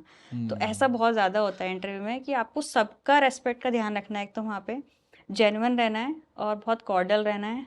उनकी बातों को आपको ज़्यादा आर्ग्यूमेंट नहीं कर सकते आप उनसे। हम अगर अपने सेंसर्स की एबिलिटीज़ की बात करें, कि भैया अभी आप बोल रहे हैं कि सुनना इम्पोर्टेंट है, बिल्कुल, फिर हम कह रहे हैं कि like we need to analyse the questions और प्रिपेयर करना है अपने प्रिपेयर आप को, करना। और फिर उसके बाद आंसर भी करना है। तो कौन कौन सी प्रैक्टिसेस एक कोई भी एक जो एस्पिरेंट है वो कर सकता है इन चीज़ों के लिए, कि अपने प्रिपरेशन के दौरान कि उसको इंटरव्यू में इन चीज़ों का फ़ायदा मिले? बिल्कुल जैसे मैंने बताया कि आपका व्यक्तित्व एक दिन में निखरता नहीं है। हुँ, तो मैं बचपन से ही ना गुड ऑब्जर्वर रही हूँ और ओके। गुड लिसनर रही हूँ। हुँ, क्लास में अगर मैं एक काम कर रही हूँ, टीचर क्या बोल रहा है, मेरा ध्यान उस पे रहता था, हुँ, भले मैं कुछ भी लिख रही हूँ। हुँ, घर में भी ऐसे ही होता है, भले मैं कुछ भी कर रही होती हूँ, लेकिन मेरा ध्यान रहता है कि कौन क्या बोल रहा है उस टाइम पे। हुँ, तो वो एक बहुत अच्छी चीज़ होती है। जैसे ही सपोज़ कल मेरे परसों हस्बैंड ही बोल रहे थे कि तुमने कभी किचन में खाना तो बनाया नहीं है, हुँ, सब्ज़ी अच्छी कैसे बना लेते हो? हुँ, मैंने क्या, क्योंकि मैं ऑब्ज़र्व करती थी कि किचन में क्या-क्या कर रहे हैं ये। हुँ, मैंने ऑब्ज़र्व कर के मैंने सीख लिया। तो hmm. Good observation power is very good thing. आपको अच्छा ऑब्ज़र्व होना बहुत ज़रूरी है। Listener and observer. फीमेल्स के बारे में कहा जाता है और मतलब दे आर मल्टीटास्किंग। बिल्कुल। अगर हम लोग घर में माँ को देखें या बहन को देखें, मतलब बिटिया को देखें, बहू को देखें, तो ऑलरेडी वो मल्टीटास्किंग होती हैं। ये शायद एक कुदरती गुण भी उनके अंदर है कि बिल्कुल। वो ऑब्जर्वर होती हैं इतनी कि हाँ मतलब जी, वो। हाँ जी। लेकिन अगर हम आम बाकी लोगों की बात करें, महिलाओं में भी हर कोई नहीं इतना होता है, हाँ लेकिन जी, बाकी हाँ जी। लोगों की बात करें, अ, कुछ ऐसी स्ट्रेटजी आप अपनाती भी थी एग्ज़ाम के दौरान कि जानबूझ के कि ये मेरे एग्ज़ाम में हेल्प करेगा, इस तरह से अगर मैं प्रैक्टिस करती हूँ अपने आप को तो? बिल्कुल मैंने एक तो अपने आप को रिलैक्स रखा। हुँ, ओवर प्रेशराइज़ जब आप करना स्टार्ट करते हो खुद को, तो कहीं न कहीं आपकी मेंटल हेल्थ इफ़ेक्ट होती है उस चीज़ से। Hmm, so do not over pressurise yourself, just to keep and calm. Hmm, अपना काम करते रहिए, लेकिन अपना दिमाग खुला रखिए। हुँ, आप कहाँ जा रहे हो? किस जगह जा रहे हो? कितना डिस्टेंस आपने कवर किया है? ये अगर आप किसी जगह जा रहे हो, कौन से डिस्ट्रिक्ट में आता है, ये हुँ, भी आपको पता होना चाहिए। और वहाँ की क्या चीज़ फ़ेमस है, या अपने एक्सपीरियंस से या आप क्या सीख रहे हो। जैसे मैं लॉ बैकग्राउंड से थी, तो मेरा तो ये था कि सपोज़ कोई एक्सीडेंट हो गया हुँ, रास्ते में, हुँ, तो मुझे ये क्यूरियोसिटी रहती थी कि अब ये कौन सा एक्ट के अंडर आएगा? हुँ, तो मैं फटाफट जाके गूगल करना, तो मेरी एक हमेशा से क्यूरियोसिटी रही है हर चीज़ को लेकर। हुँ, सपोज़ कोई मीडिया वाले हैं, तो वो कौन से एक्ट के अंडर आएँगे, हुँ, और ये लॉ है तो ये किसमें कौन सा सेक्शन लगेगा। हुँ, तो एक एक आपको गुड ऑब्जर्वर के साथ आपके अंदर क्यूरियोसिटी जो होती है ना, वो आपको अच्छा ऑब्जर्वर बनाती है। हुँ, तो मैं हमेशा से जानने के लिए क्यूरियस हुआ करती थी हर चीज़ को। जैसे मेरे फादर एक प्रशासनिक अधिकारी हैं, हुँ, और मदर मेरी वार्ड मेंबर है मम्मी मेरी, हुँ। तो वो होम मेकर के साथ-साथ एक अदर काम वर्क में भी रहती सोशल हैं, वर्क में। सोशल वर्क में रहती हैं। हुँ, तो वो बहुत ज़्यादा ही हार्ड वर्किंग है। तो मैं उनसे सीखती थी कि इतने हार्ड वर्किंग कैसा कोई हो सकता है? हुँ, मतलब होता है ना मल्टीटास्किंग, घर को भी सँभालना, महिला एक बहुत, कहने का मतलब अनएक्सपेक्टेड उनके अंदर एनर्जी होती है, आई डोंट नो कैसे होती है। जी। घर को भी सँभालना और बच्चों को भी सँभालना, बाहर के जो अदर काम्स हैं वो भी सारे देखना, तो उनसे बहुत कुछ सीखने को मिला है। जब वो अच्छे ऑब्ज़र्वर हो सकते हैं, तो हुँ, हम क्यों नहीं हो सकते? हुँ, तो वो चीज़ें बहुत इम्पैक्ट करती थी मुझे। हुँ, फादर मेरे बहुत हार्ड वर्किंग हैं, वो भी काफ़ी ज़्यादा मतलब, कहने का मतलब ये है कि अगर वो कुछ काम कर रहे होते हैं, तो वो फिर ख़त्म करके ही उठते हैं, उससे पहले वो उठेंगे ही नहीं। हुँ, जैसे आज भी वो सुबह से टाइपिंग कर रहे हैं, अब तक भी टाइपिंग कर रहे थे, मेरे जाने पे उठे हैं वो। हुँ। तो अ एक इम्पैक्ट रहता है उन चीज़ों का बच्चे के दिमाग में। अगर मैं अ, वापस आपको वहीं इंटरव्यू रूम में ले चलूँ, बिल्कुल। Uh, were you nervous at that time जब एंटर किया? या क्या फीलिंग थी? अगर नर्वसनेस थी तो how did you calm yourself, और मतलब कैसे वो कंट्रोल किया? नहीं सर, मैं कभी डरी नहीं। ओके। मुझे ये था कि इट्स जस्ट अ कन्वर्सेशन, हुँ, आपको आएगा तो आप आंसर दे देना, हुँ, नहीं आएगा तो आप सॉरी बोल देना। हुँ, क्योंकि इतनी नॉलेज है पूरे देश में, आप सब कुछ तो अपने दिमाग में नहीं रख सकते हो। हुँ, सामने वाले को ही पता है कि ह्यूमन बीइंग है, हुँ, आफ्टर ऑल एक स्टूडेंट भी एक ह्यूमन बीइंग होता है, हुँ, सब कुछ उसे याद नहीं होगा। हुँ, तो अपने आप को नेचुरल मतलब काम रखिए, शांत रखिए, हुँ, और एक ना पीसफुल माइंड से जाइए वहाँ पे। हुँ, कुछ भी दिमाग में लेके मत जाइए उल्टा-सीधा। हुँ, तो जितना आपको आता है आप उसका आंसर को कॉन्फिडेंटली दीजिए। The hmm, first and foremost thing, आपके अंदर कॉन्फिडेंस होना बहुत ज़रूरी है। हुँ, और शायद मेरे सिलेक्शन में भी जो one of the most important thing जो रही है मेरे सिलेक्शन के जर्नी के बिहाइंड, हुँ, मेरा सेल्फ कॉन्फिडेंस बहुत स्ट्रॉन्ग था। सो ये मेरी जो स्ट्रैटेजी रही है, अपने आप की पर्सनैलिटी को भी निखारना, नॉलेज को भी निखारना, हुँ, आगे कैसे बढ़ना है, हुँ, और इंटरव्यू कैसे देना है, वो मैंने ये सीखा कि आप जाओ, अपना आंसर दो, आप एक जेन्युइन पर्सन हो, और डरना नहीं है। अगर आप डरे ना, तो वो पहचान लेते हैं कि बच्चा डर रहा है अब। हुँ, उसके अगर ये हमसे हमारे क्वेश्चन से डर रहा है, तो आगे ये क्या सँभालेगा जाके? हुँ, मतलब उस पदभार को कैसे सँभालेगा, उसे कार्य कार्य को? तो आपको डरना नहीं है, आपको इतना स्ट्रांग रहना है कि सामने वाला पर्सन आपको देख के लगे कि हाँ, इसमें ऑफिसर की झलक मुझे दिख रही है। ओके। तो मेरा यही था कि मैं जाऊँ, सामने वाले पैनल जो भी उनको ये लगे कि ये ऑफिसर बन सकता बन है, सकते बन पोटेंशियल, सकता है, पोटेंशियल दिखना चाहिए कि ये जी। ऑफिसर बनने लायक है बच्चा। हम्म, तो मुझे यही था कि मुझे ऑफिसर दिखना है वहाँ जाके। हम्म। अब अगर हम इन चीज़ों से अलग हट के बात करें, बिल्कुल। How do you like what is your routine, और कैसे आप अपने आप को मैनेज करते हो इतनी सारी चीज़ों के बीच? और अब तो एक जिम्मेदारी ये भी आ गई है कि अब आप एक प्रशासनिक अधिकारी हैं, बिल्कुल। घर, अपना घर, इन लॉज, फैमिली, एंड अब ये भी। जो वुमेन होती है, फीमेल कैंडिडेट्स के लिए तो बहुत चैलेंजिंग रहता है, क्योंकि मेल के लिए तो क्या है, वो घर में बैठ के प्रिपरेशन कर लेते हैं, या जॉब भी है तो जॉब करी। लेकिन फीमेल का क्या होता है, फीमेल को शादी हो गई, शादी के बाद हस्बैंड की जिम्मेदारी तो एक डेफिनेटली आती आती है कि ऑफिस जाना। मैंने घर पे कभी काम नहीं किया था, ट्रूली मेरी मम्मी ने मुझसे कभी काम नहीं करवाया, ना बहन भाइयों ने। वो हमेशा पढ़ने के लिए फोकस करते थे। इवन घर पे मैंने ऐसा भी नहीं किया होगा कभी एक प्लेट यहाँ से उठा के यहाँ रखी हो खाने वगैरह की, वो मुझे खाना भी ऊपर देने आते थे कि पढ़ ले, बस तू कुछ बन जा, ये सब हम काम हम खुद कर लेंगे। मम्मी के मेरे यही वर्ड्स हुआ करते थे कि पढ़, ये सब हम काम खुद कर लेंगे अपने आप। सिस्टर थी मेरी, उन्होंने मुझे बहुत सपोर्ट किया, सिस्टर ने। सिस्टर जो मेरी है, 4 सिस्टर्स हैं, मतलब मुझे मिला के हम 4 हैं, 3 सिस्टर्स। मतलब जो मेरे बेसिक थे, ग्रीन टी देना, चाय देना, सब ऊपर ही। मेरे रूम सेपरेट है ऊपर है। तो कभी उन्होंने मुझे काम के लिए फोर्स नहीं किया, तो मुझे घर पे कभी काम करना भी नहीं पड़ा। लेकिन शादी के बाद ऐसा हुआ कि हस्बैंड की रिस्पॉन्सिबिलिटी सडनली आ गई ऊपर। ऑफिस जाना, टिफिन पैक, हालांकि मना करते थे कि टिफिन पैक मत करो, पढ़ाई करो, लेकिन मेरा ये था कि नहीं, इट्स इंसान योर जा रहा है तो मतलब टिफिन एटलीस्ट। होना चाहिए एटलीस्ट। मतलब एग्जैक्टली। तो वो जैसा भी मुझे आया था कच्चा पक्का जो बना बना के दे दिया। लेकिन मेरी मेहनत थी कि नहीं, मुझे देना है बना के, जिद पकड़ती थी कि नहीं, देना है तो देना है। तो वो एक मेहनत थी मेरी उस चीज़ के पीछे भी, वो चीज़ कवर करनी, हस्बैंड की देख रेख, और फिर क्या कहते हैं, अपनी प्रिपरेशन को कंटिन्यू करना। और उस टाइम पे तो ये था कि इनका ऑपरेशन हो गया था। तो ऑपरेशन का जो बाद में जो उनका रिकवर होने में उनको 4 मंथ्स लग गए थे। तो वो चीज़ मेरे लिए बहुत ज़्यादा क्रिटिकल रही है। वो चीज़ को संभालना, अपनी प्रिपरेशन को कंटिन्यू भी करना, वो एक बहुत बड़ा चैलेंज था मेरे लिए, क्योंकि सडनली कोई बच्चा आराम से बैठ के घर पे पढ़ रहा है, फिर इतने सारे बर्डन, प्रेशराइज, एक एक कहने का सिचुएशन मतलब में। एक ऑब्लिगेशंस होते हैं ना आपके ऊपर। बिल्कुल। तो वही उत्तरदायित्व जो आपके ऊपर आ जाते हैं, उनको लेकर भी आपको अपनी इस पढ़ाई को कंटिन्यू रखना। और मुझे चांस मिस नहीं करना था। मुझे था कि मेरा सिलेक्शन में, मुझे लिस्ट में नाम आना है तो आना है किसी भी कंडीशन में। तो मैंने अपनी पढ़ाई को धीरे धीरे करके फिर स्टार्ट किया, क्योंकि थोड़ा पढ़ाई से टच हट गया था। शादी की वो जब होती है ना, प्रिपरेशन चलती है शादी की, जब 1-2 महीने की, वो फिर पढ़ाई चले जाती है, अभी कहीं बैक सीट ले लेती है वो। तो उस चीज़ से मैंने कवर अप किया काफ़ी। अगर हम लोग बात करें, और अभी तो बड़ा ये सारी चीज़ें हो गई कि प्रशासनिक अधिकारी हैं या इससे पहले लॉयर थे। अगर हम लोग बात करें एक इससे अलग, और बात करें as an human being, Sonia Singh की,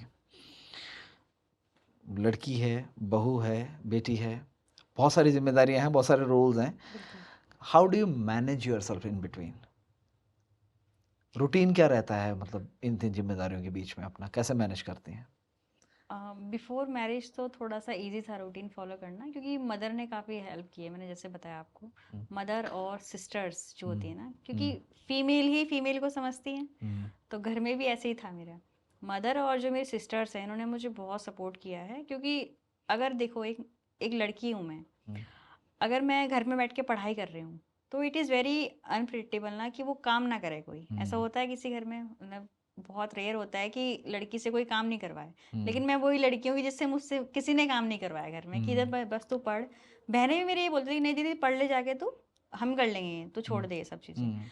तो ये मुझे बहुत अच्छा लगता, मतलब काफ़ी मेरी अगर सक्सेस में उनका हाथ, उनका एक 50% जैसे बोलते हैं ना, 70% हाथ है उनका सपोर्ट में मेरे। बाकी तो मेरी मेहनत है ही देखो, लेकिन उनका सपोर्ट बहुत ज़्यादा रहा है मेरे लिए।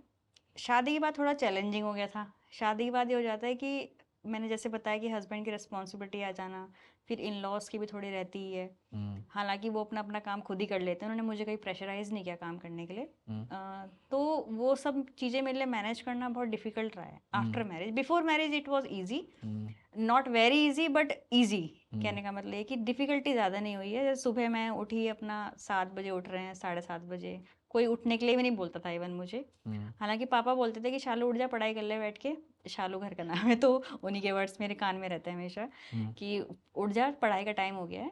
तो 7 साढ़े 7 तक उठना, फिर अपना वही एक्स्ट्रा काम करना, खाना नाश्ता वगैरह। 10 बजे से पढ़ने बैठना और 10 से फिर 2 का एक सेशन लगाना। उस बीच में कोई डिस्टर्ब नहीं करता था मुझे आके पढ़ना। फिर मम्मी बीच में मुझे कुछ फ्रूट्स दे दिया करती थी। ऊपर है मेरा घर, तो वहीं से आवाज़ लगाई कि ये ले ले, पकड़ ले, तो वो अच्छा लगता था मुझे कि वहाँ पे इतना सपोर्ट रहा है मुझे। तो फिर 2 बजे तक का रूटीन, फिर 2 से 4 तक का मेरा एक फिक्स था, खाना वाना, घर में थोड़ा टाइम स्पेंड करना, सोना, जो भी होता है रेस्ट वेस्ट। फिर 4 बजे से उठ के 4 साढ़े 4 से फिर पढ़ने बैठना, 4:30 से फिर अपना 6:30 7 बजे तक पढ़ना। फिर बीच में फिर चाय वगैरह, वॉक कर ली बहनों के साथ, भाई के साथ, और छोटा घर में एक वो भी है बहन का बेटा, तो उसके साथ थोड़े खेल लिए। तो ये सब चीज़ें रहती थी। फिर शाम को फिर 7:30 बजे से पढ़ने बैठना 10 बजे तक। फिर 10 बजे खाना वगैरह खाया, जल्दी मुझसे खाया जाता नहीं है, तो खाना वगैरह खा के फिर थोड़ा एक रिवाइज वाला भी रहता है कि खाना खाने के बाद एक थोड़ा हल्का फुल्का देख लिया, फिर थोड़े हस्बैंड के साथ बात कर ली, फिर सो गए। तो एक मेरा बेसिकली रूटीन रहा करता था कि मुझे ये सब डेली फॉलो करना है। और ये चीज़ मैं काफ़ी 2 साल से फॉलो करी थी लगातार, यही मेरा रूटीन था कंसिस्टेंस में। तो कंसिस्टेंसी इज़ बहुत वेरी इंपॉर्टेंट कि आप कंसिस्टेंट रहिए अपने एग्जाम के रिलेटेड, आपकी प्रिपरेशन से रिलेटेड। साथ में बहुत एज अ फीमेल आपको बहुत हेल्थ इश्यूज भी आते हैं उस टाइम पे। आप जैसे मुझे माइग्रेन की प्रॉब्लम हो गई थी बीच में, अभी भी है ही चलते चलते, तो प्रेशर जो स्ट्रेस रहता है ना, आपको एक हो जाती है प्रॉब्लम। इसी फिर सवाल पे मैं आ भी रहा हूँ आपके लिए कि जो आपने हेल्थ इश्यूज़ की बात करी, एज अ मैन अगर हम लोग देखें और मेंस पर्सपेक्टिव से अगर हम लोग चीज़ों को देखें तो वुमेंस जो बॉडी है वो ज़्यादा मतलब सेंसिटिव है इमोशनल और जो हेल्थ इश्यूज़ को लेकर के। How did you tackle those things कि अगर हम लोग इमोशनल फ्रंट पे बात करें और फिजिकल फ्रंट पे बात करें तो बड़ा रोल प्ले किया होगा इसने आपकी जर्नी में, तो कैसे आपने डील किया उसको? बिल्कुल, बीइंग अ फीमेल आपको हेल्थ इश्यूज तो रहते ही हैं, तो मुझे भी थे। जैसे कहने का मतलब स्ट्रेस के कारण मेरे फेस पे भी दिखने लग गया था वो, तो काफ़ी सारे पिगमेंटेशन हाँ हाँ। वगैरह, स्कार्स वगैरह होने लगे। तो अपने आप का ना कॉन्फिडेंस लूज होना स्टार्ट हो जाता है कि यार हम इतने अच्छे दिखते थे, हमें कैसे दिखने लग गए just because of one preparation. आप इतना प्रिपेयर, एग्जाम की प्रिपरेशन करते करते आप इतना खो गए कि आप खुद को ही मतलब भूल गए, टाइम आप नहीं दे पा रहे टाइम नहीं दे पा रहे हो। तो वो चीज़ें भी डिप्रेशन में रहती थी कि ये चीज़ें भी चल रही हैं कि ठीक है हो जाएगा, सिलेक्शन हो जाएगा तो ये भी ठीक ही हो जाएगा। तो और दूसरा आपका जो मेंटल बैलेंस होता है वो कहीं ना कहीं डिस्टर्ब रहता है, क्योंकि बीइंग फीमेल, मेल को ज़्यादा प्रेफरेंस मिलती है, हमेशा से देखा होगा आपने। उन पे ज़्यादा लोग विश्वास करते हैं, फीमेल पे इतना कोई विश्वास करता नहीं कि पता नहीं इससे निकलेगा कि नहीं निकलेगा, लोग ऐसा ये सोचते हमारी हैं। सोसाइटी अभी भी है। ये अभी भी है, क्योंकि ये पैतृत्व समाज जिसे बोलते हैं ना, वो कभी ख़त्म मुझे लगता नहीं हो सकता है। तो ये सबको ही लगता है कि लड़की है, पता नहीं निकालेगी कि नहीं निकालेगी। पड़ोस के जो लोग होते हैं वो भी यही सोचते थे कि घर बैठी है, पता नहीं क्या ही कर रही है, प्रैक्टिस भी छोड़ दी है। लोगों को ज़्यादा टेंशन होती है ना आपकी। हाँ, तो एक्चुअली हर एक की ज़िंदगी में एक अंकल ज़रूर होते हैं, आंटी बिल्कुल, ज़रूर होती है जो बिल्कुल। तो वो जो बाहर के जो लोग होते हैं, सुनने में आता रहता था, तो डिस्टर्ब भी थोड़ा रहता था माइंड कि ये लोग पता नहीं ऐसा क्यों सोचते हैं लड़कियों के बारे में। तो फिर मेरी एज भी हो रही थी 32 की मैं हूँ उस टाइम पे, तो लोग का परसेप्शन होता है कि शादी नहीं हुई है, पता नहीं क्या ही कर रही है, जॉब भी नहीं लगी है। तो ऐसा इन चीज़ों के चलते हुए जो भी सुनने में आया करता था, उससे दिमाग भी बहुत ज़्यादा डिस्टर्ब सा हो जाया करता था कभी कभी। फिर लेकिन मेरी मम्मी अगेन वही मोटिवेशनल वाला रोल प्ले करती थी, और हस्बैंड और सिस्टर वगैरह, और मेरा ब्रदर भी बहुत इंपॉर्टेंट रोल प्ले करता था। हालांकि ब्रदर मेरा क्रिटिसाइज भी करता था साथ साथ कि आप बुद्धू हो एकदम, कि आप ना लोगों की सुन के ना बातों में आते हो, कि देख तो लो आप कहाँ हो, आप पढ़ रहे हो दीदी, उनको आप नहीं समझा सकते हो। तो भारत, जो मेरा भाई है भारत है, वो एडवोकेट है इस टाइम ऋषिकेश कोर्ट में, अच्छा कर रहा है वो। उसका जो क्रिटिसिज्म हुआ करता था ना, वही सबसे बड़ा मोटिवेशन हुआ करता था मेरे लिए, कि हाँ ये सही कह रहा है यार ये भी, कि लोग तो बोलते रहते हैं। मम्मी मेरी बोलते थे कि लोगों को बोलने दे, अपना काम करते रहे बस। तो मदर फादर्स तो मेरे थोड़े स्ट्रिक्ट है, तो मेरे सिस्टर वगैरह ने बहुत इंपॉर्टेंट रोल प्ले किया है। हस्बैंड मेरे सबसे ज़्यादा मोटिवेट करते थे मुझे कि नहीं। How long have you been together? Around 2018 onwards, onwards मतलब लगभग 5-6 18 साल। 19, मतलब ये लगा लो 7 years। Is it a love marriage और arrange one? It's love with arrange marriage. Okay, ठीक है। तो मतलब किसका मतलब ये ज़्यादा रोल रहा इसमें?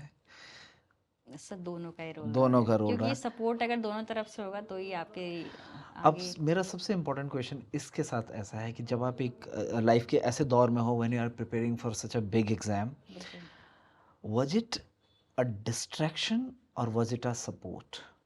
For me it was not a distraction, for me it a biggest support.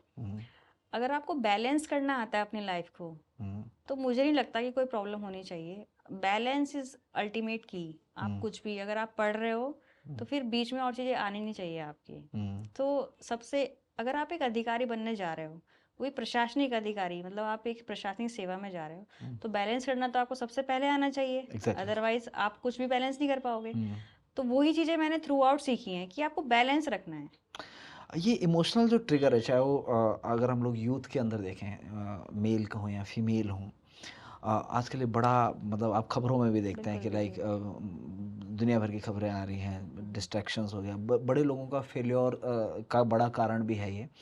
What do you tell them, अगर हम लोग बात करें जो नए एस्पिरेंट्स हैं उनके लिए, क्योंकि ये एज दोनों चीज़ों के लिए है। अगर वो अट्रैक्शन की तरफ जाते हैं उसके लिए भी यही एज सबसे मुफीद एज है, बिल्कुल। और अगर हम वो प्रिपरेशन की तरफ जाते हैं तो यही एज सबसे मुफीद एज है। So what do you suggest them, how to balance, या हाउ यू बैलेंस्ड इट? पहले तो मैं ये सजेस्ट करना चाहूँ कि दूरी रहिए। जबरदस्ती क्यों पढ़ना किसी चीज़ में। तो अगर आप ठीक है, आपकी लाइफ में कोई है भी है, या फिर आपका कोई बहुत अच्छा फ्रेंड भी है, तो आपको ऐसा होना चाहिए कि आपकी उस चीज़ से फ्यूचर इफेक्ट ना हो। प्रायोरिटीज सेट हो। प्रायोरिटीज़ आपकी सेट होनी चाहिए कि मुझे ये करना है और इसके साथ साथ मुझे ये भी कंटिन्यू रखना है अपना जो भी आपका रिलेशनशिप है, या फिर जिस भी आप रिलेशन में हो।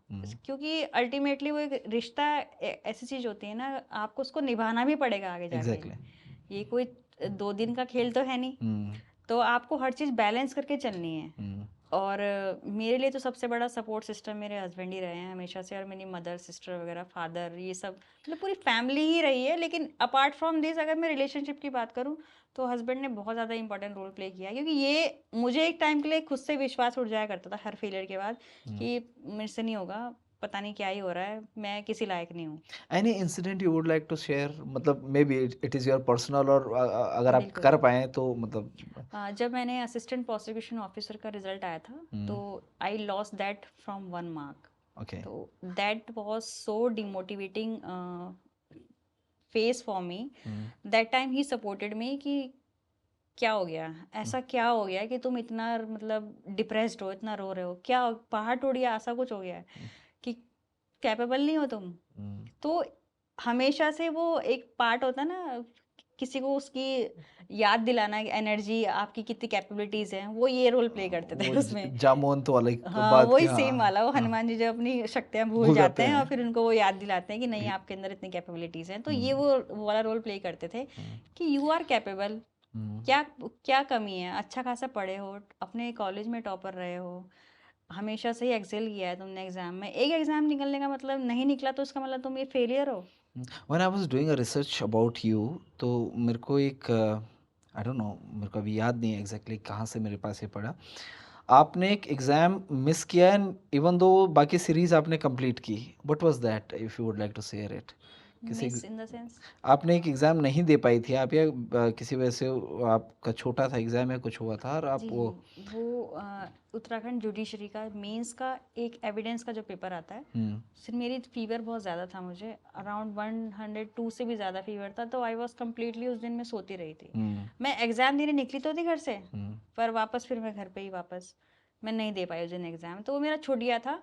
क्योंकि मुझे इतनी होश नहीं थी कि मैं जाके एग्ज़ाम दे दूँ, चल तो जाने रहा था एग्ज़ाम, तो क्या ही देते जाके, और वो 2 पेपर लिखने थे 3 आवर्स के, तो वो नहीं पॉसिबल हो पाया। बट आई मिस दैट, थोड़े से मार्जिन से वो गया था, अगर वो मैं दे देती तो शायद मेरा जुडिशरी भी क्लियर हो जाता उस टाइम पे, मीन्स ना। ओके। तो तब मुझे अपनी कैपेबिलिटी रियलाइज़ हुई कि मैं तो काफ़ी अच्छा करती हूँ हर चीज़ में। माय क्वेश्चन इज दैट कि एक एग्ज़ाम छूट गया, 4-5 एग्ज़ाम होने, जो भी एग्ज़ाम है, एक छूट गया, व्हाट मोटिवेटेड यू कि आप बाकी के एग्ज़ाम दे दो? पता तो आपको है ना कि एक छूट गया तो अब नहीं होगा, बिल्कुल, लेकिन हाँ। बाकी के क्यों? क्या था उसके पीछे का मोटिवेशन? मेरा यही था कि मैं वही जैसे बताया कि फेलियर से कभी डरी नहीं मैं।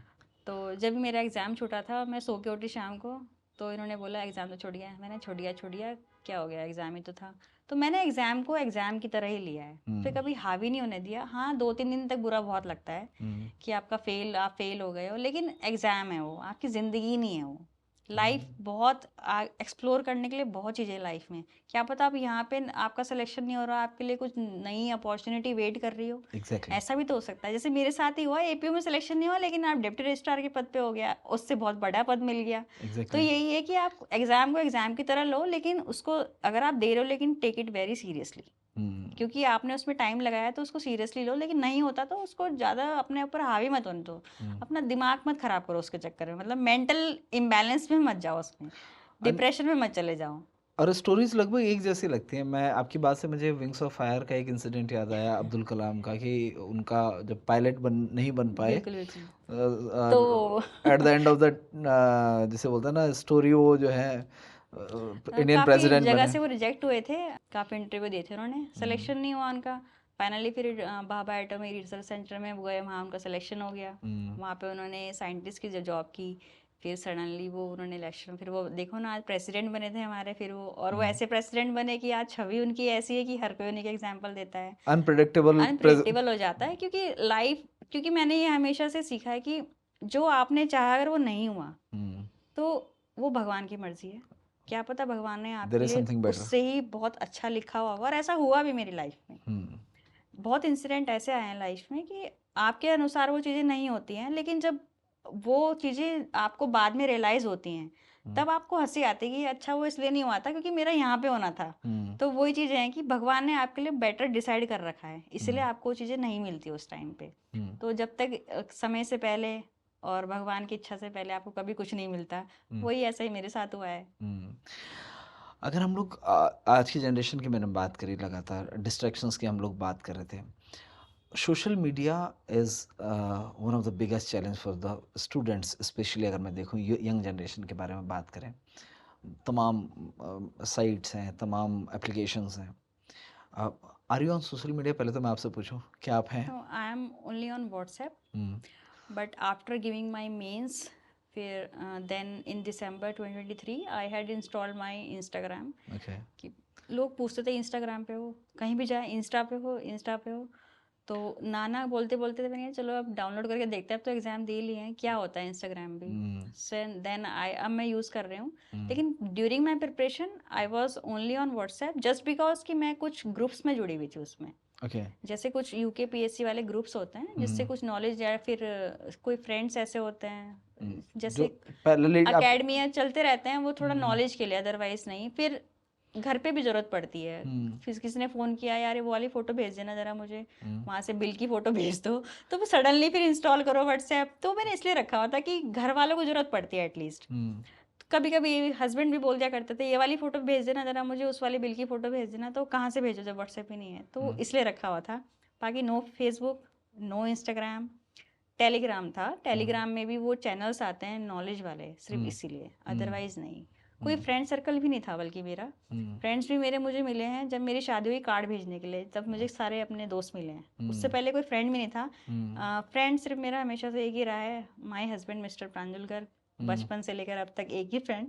अच्छा, ये बचपन की दोस्ती है? एक ही दोस्त रहे हैं मिस्टर माय हस्बैंड। तो कोई फ्रेंड भी नहीं मेरा था, नहीं किसी मेरे पूरी जर्नी में ना मेरा कोई ये फ्रेंड। आपके दोस्त नहीं थे, या इन्होंने दोस्त बनने नहीं दिया आपके? नहीं, ऐसा नहीं था, कोई किसी चीज़ के लिए रोकते नहीं है, हाँ। लेकिन मेरा कोई फ्रेंड रहा ही नहीं है don't basically. You like socialising?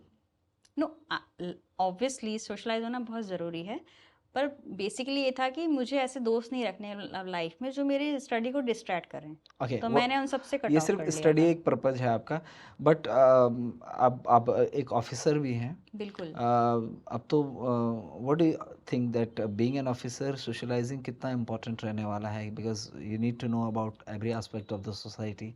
चाहे एग्जैक्टली। कोई भी एलिमेंट है सोसाइटी में, हर तरह के नहीं, एलिमेंट्स हैं। अब तो मैंने इसीलिए मैंने इंस्टा भी डाउनलोड किया, फ्रेंड्स बनाए उसमें। जो मेरे पुराने फ्रेंड्स थे उन सबको ऐड किया। अभी जो रिसेंटली एक वो हुई थी समारोह हुआ था, सम्मान समारोह। हम्म, उसमें काफ़ी सारे जो 3-4 पीसेस बने हैं और भी, वो भी हम्म, सब मुलाकात हुई, उन सबके फिर नंबर एक्सचेंज हुए। तो मैंने हम्म, रखना स्टार्ट किया है क्योंकि अब बहुत ज़रूरी है। जरूरी है मैं तो चाहती हूँ कि हर डिपार्टमेंट से कोई ना कोई मेरा फ्रेंड हो।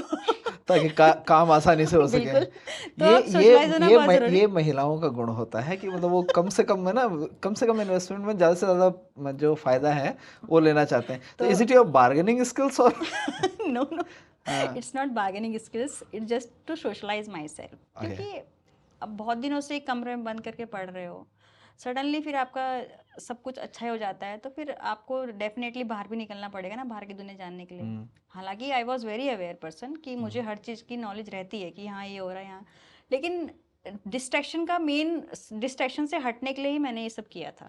अगर अपने हम आप को सोशलाइज करना ही मैंने, मतलब सोशलाइज में क्या होता है, व्हाट्सएप में भी क्या ही होता है, चैटिंग होती है, हुँ, अब क्या कर सकते हो आप उसमें। तो लेकिन अब थोड़ा सा अब अच्छा लगता है, इंस्टाग्राम में भी यही होता है, लेकिन अब फ्री हो गए हैं, थोड़ा सा पोस्ट मिल गई है, अब थोड़ा एंजॉय कर लेते हैं लाइफ को, इसलिए इंस्टॉल कर लिया है, तो यही है। ओके, अगर मैं बोलूँ, अ, अगर मैं शालू की बात करूँ और मैं सोनिया सिंह की बात करूँ, what are the hobbies of Shalu and what are the hobbies usually Sonia Singh have, और दोनों के जो ट्रांसफॉर्मेशन हुआ है हॉबीज़ में हुआ है, तो वो क्या क्या रही हैं ये चीज़ें? As a Shalu, hmm, my hobbies are listening music, hmm, dancing, hmm, and घर वालों के साथ टाइम स्पेंड करना, फिर गप्पे मारना, फिर सिस्टर्स के साथ, मदर के साथ, ये सब मेरी हॉबीज थी बेसिकली।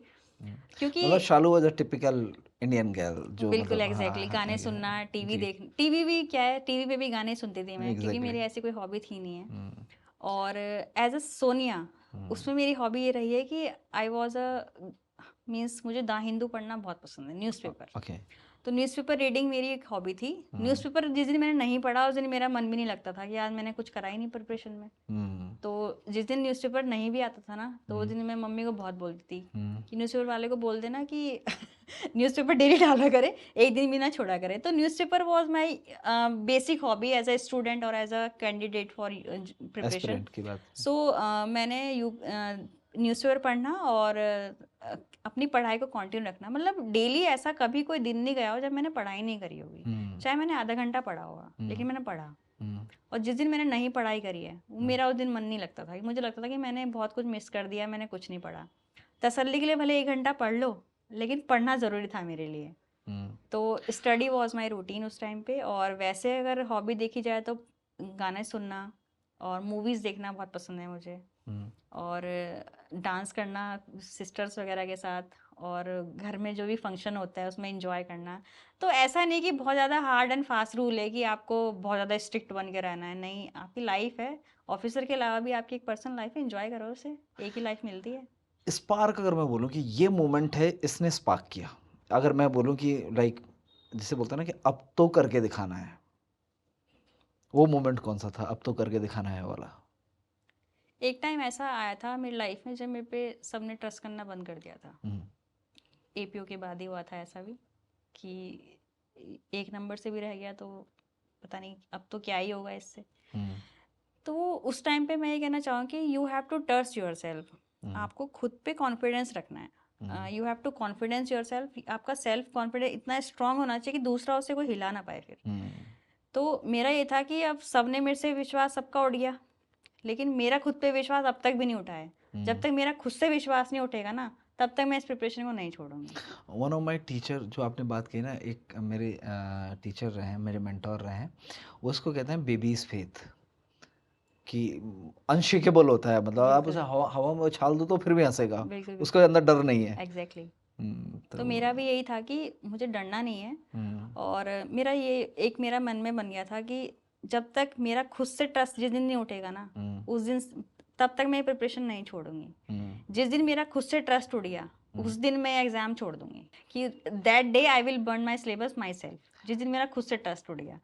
कोई एक मैसेज जो आप स्पेशली लड़कियों को देना चाहते हैं? मैं लड़कियों को इसलिए मेंशन कर रहा हूँ क्योंकि आधी दुनिया की आबादी है, और स्पेशली मैं इस रीजन की लड़कियों की बात करता हूँ जो अ, उत्तराखंड के रीजन से आती हैं, जहाँ फिजिकली, मेंटली, इमोशनली तो हमने उनकी परेशानियों की बात की है, सोशल परेशान हैं, सोशल चैलेंजेस हैं उनके आगे, डेमोग्राफी के हिसाब से चैलेंजेस हैं, और मतलब एजुकेशनल चैलेंजेस उनके आगे हैं। कोई एक मैसेज उनको कि if Shalu can become Sonia Singh, so this is the key you can do. बिल्कुल।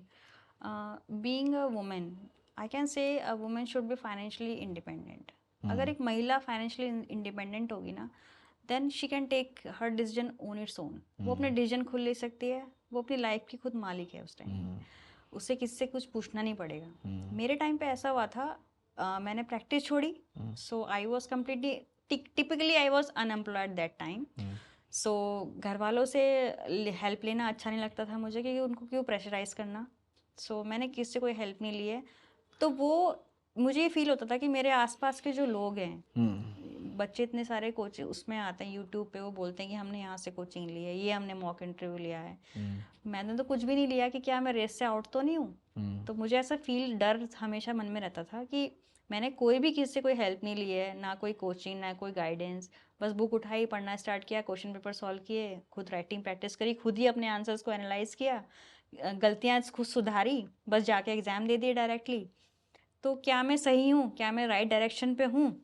लेकिन धीरे धीरे जब आपको लगता है कि, फिर मुझे उस टाइम पे ये फील हुआ था कि महिला को फाइनेंशियली इंडिपेंडेंट होना बहुत ज़रूरी है। जितना जल्दी आप फाइनेंशियली इंडिपेंडेंट हो जाओगे बहुत अच्छा है, आप हो जाओ। फिर मेरा एक ये भी था कि अगर मेरा इस एग्ज़ाम में नहीं हुआ तो आई विल ज्वाइन कोर्ट, मैं दोबारा कोर्ट ज्वाइन कर लूँगी, जहाँ मेरे हस्बैंड ने मुझे बोला था। मैंने कहा अब दोबारा ज्वाइन कर लूँगी कोर्ट, तो थोड़ा सा एक फाइनेंशियली अर्निंग होना बहुत ज़रूरी है आपकी, क्योंकि अर्निंग से ना आपके अंदर सेल्फ कॉन्फिडेंस आता है। वो कहते हैं ना, महिला के हाथ में जब जेब में पैसे होंगे, फेस पे कॉन्फिडेंस होगा, तभी एक महिला का व्यक्तित्व निखर के आता है। तो ऐसा ही हुआ था मेरे साथ भी कि नहीं, फाइनेंशियली इंडिपेंडेंट होना बहुत ज़रूरी है। बहुत हो गया, अब घर में बैठ के बहुत प्रिपरेशन कर ली है, लेकिन फाइनली थैंक गॉड ये रिजल्ट मेरा लिस्ट में नाम आया, तो अब अच्छा भी लगता है। आप एक ऑफिसर हो, आपके नाम के आगे पीसीएस लग गया है, अब और भी अच्छा लगता है। शालू से सोनिया का जो सफ़र था वो बहुत ज़्यादा मतलब चैलेंजिंग वाला रहा है हमेशा से ही। कोई इतना कुछ इजी तो रहा नहीं है मेरे लिए। हर चीज़ में ही मैंने सेक्रीफाइस ही किए हैं, देखा जाए तो। नींद को सेक्रीफाइस करना, अपनी हेल्थ को सेक्रीफाइस करना, फ्रेंड्स नहीं था आपका कोई भी, पूरे ये देख लगा लो, पूरी जर्नी में कोई फ्रेंड नहीं था मेरा। कहीं घूमने नहीं जाना, कुछ नहीं करना, जो घूमने गए बस बहन भाई के साथ चले गए घूमने, अदरवाइज वो भी नहीं गए। तो एक जर्नी जो रही है काफ़ी ज़्यादा मतलब चैलेंजिंग वाली रही है हमेशा से। अब बीइंग डिप्टी रजिस्ट्रार, ये आपका एक माइलस्टोन है, या मतलब एक गोल है, या ये सिर्फ एक रास्ते का माइलस्टोन है? अभी अभी देख रही हैं कि पीसीएस जो है वो उत्तराखंड लोक सेवा आयोग से चयनित अधिकारी जो है वो भारतीय लोक सेवा आयोग तक का सफ़र करे, ऐसा कुछ प्लान है? जी, मैंने आपको पहले बताया था कि I was preparing for UPSC, because मेरा ड्रीम ही वही था कि मुझे एक आईएएस ऑफिसर बनना है हमेशा से। आईएएस या फिर आईपीएस, लेकिन आईपीएस भी कहीं माइंड में नहीं आता, हमेशा आईएएस ही आता है। जिस दिन रिजल्ट आया था उसके जस्ट 2 घंटे के बाद मैंने हस्बैंड को बोला कि नहीं, मुझे आईएएस ऑफिसर ही बनना है। पीसीएस तो बन गया, मुझे आईएएस बनना है। मेरा यही था। इन्होंने कहा कि कम से कम खुद से सेटिस्फाइड होना सीख जाओ, अब जो मिला है भगवान का शुक्रिया अदा करो। मैंने कहा मैं शुक्रगुजार हूँ भगवान के, लेकिन मुझे आगे बढ़ना है। मैंने कहा मुझे आईएएस ऑफिसर बनना है। कह रहे ठीक है, कंटिन्यू करना अपनी प्रिपरेशन को। तो मेरा ये था कि अब मुझे यूपीएससी करना है। मेरा ये हो गया। Now I am financially independent, earning मेरी अच्छी खासी रहेगी अब। तो मुझे ये कि अब मैं अपना यूपीएससी की प्रिपरेशन को कंटिन्यू रखूंगी, क्योंकि यूपीएससी की प्रिपरेशन इज़ वेरी डिफ़िकल्ट। तो उसमें थोड़ा सा आपको चैलेंजेस आते हैं बहुत ज़्यादा। तो उन चैलेंजेस को फेस करने के लिए आपके पास थोड़ा सा फाइनेंशियली भी आप स्ट्रांग होने चाहिए, क्योंकि बिना अब उसके नहीं हो पाता। कुछ तो आपको टेस्ट सीरीज वगैरह सब लेने ही पड़ते हैं। सोनिया सिंह जी कह रहे हैं कि वो अपनी स्टडी को जो है कंटिन्यू रखेंगी, अपनी प्रिपरेशन को कंटिन्यू रखेंगी, अपनी जर्नी को कंटिन्यू रखेंगी, और उम्मीद करते हैं कि अगली बार का जो मेरा इंटरव्यू हो वो आईएएस सोनिया सिंह जी के साथ हो।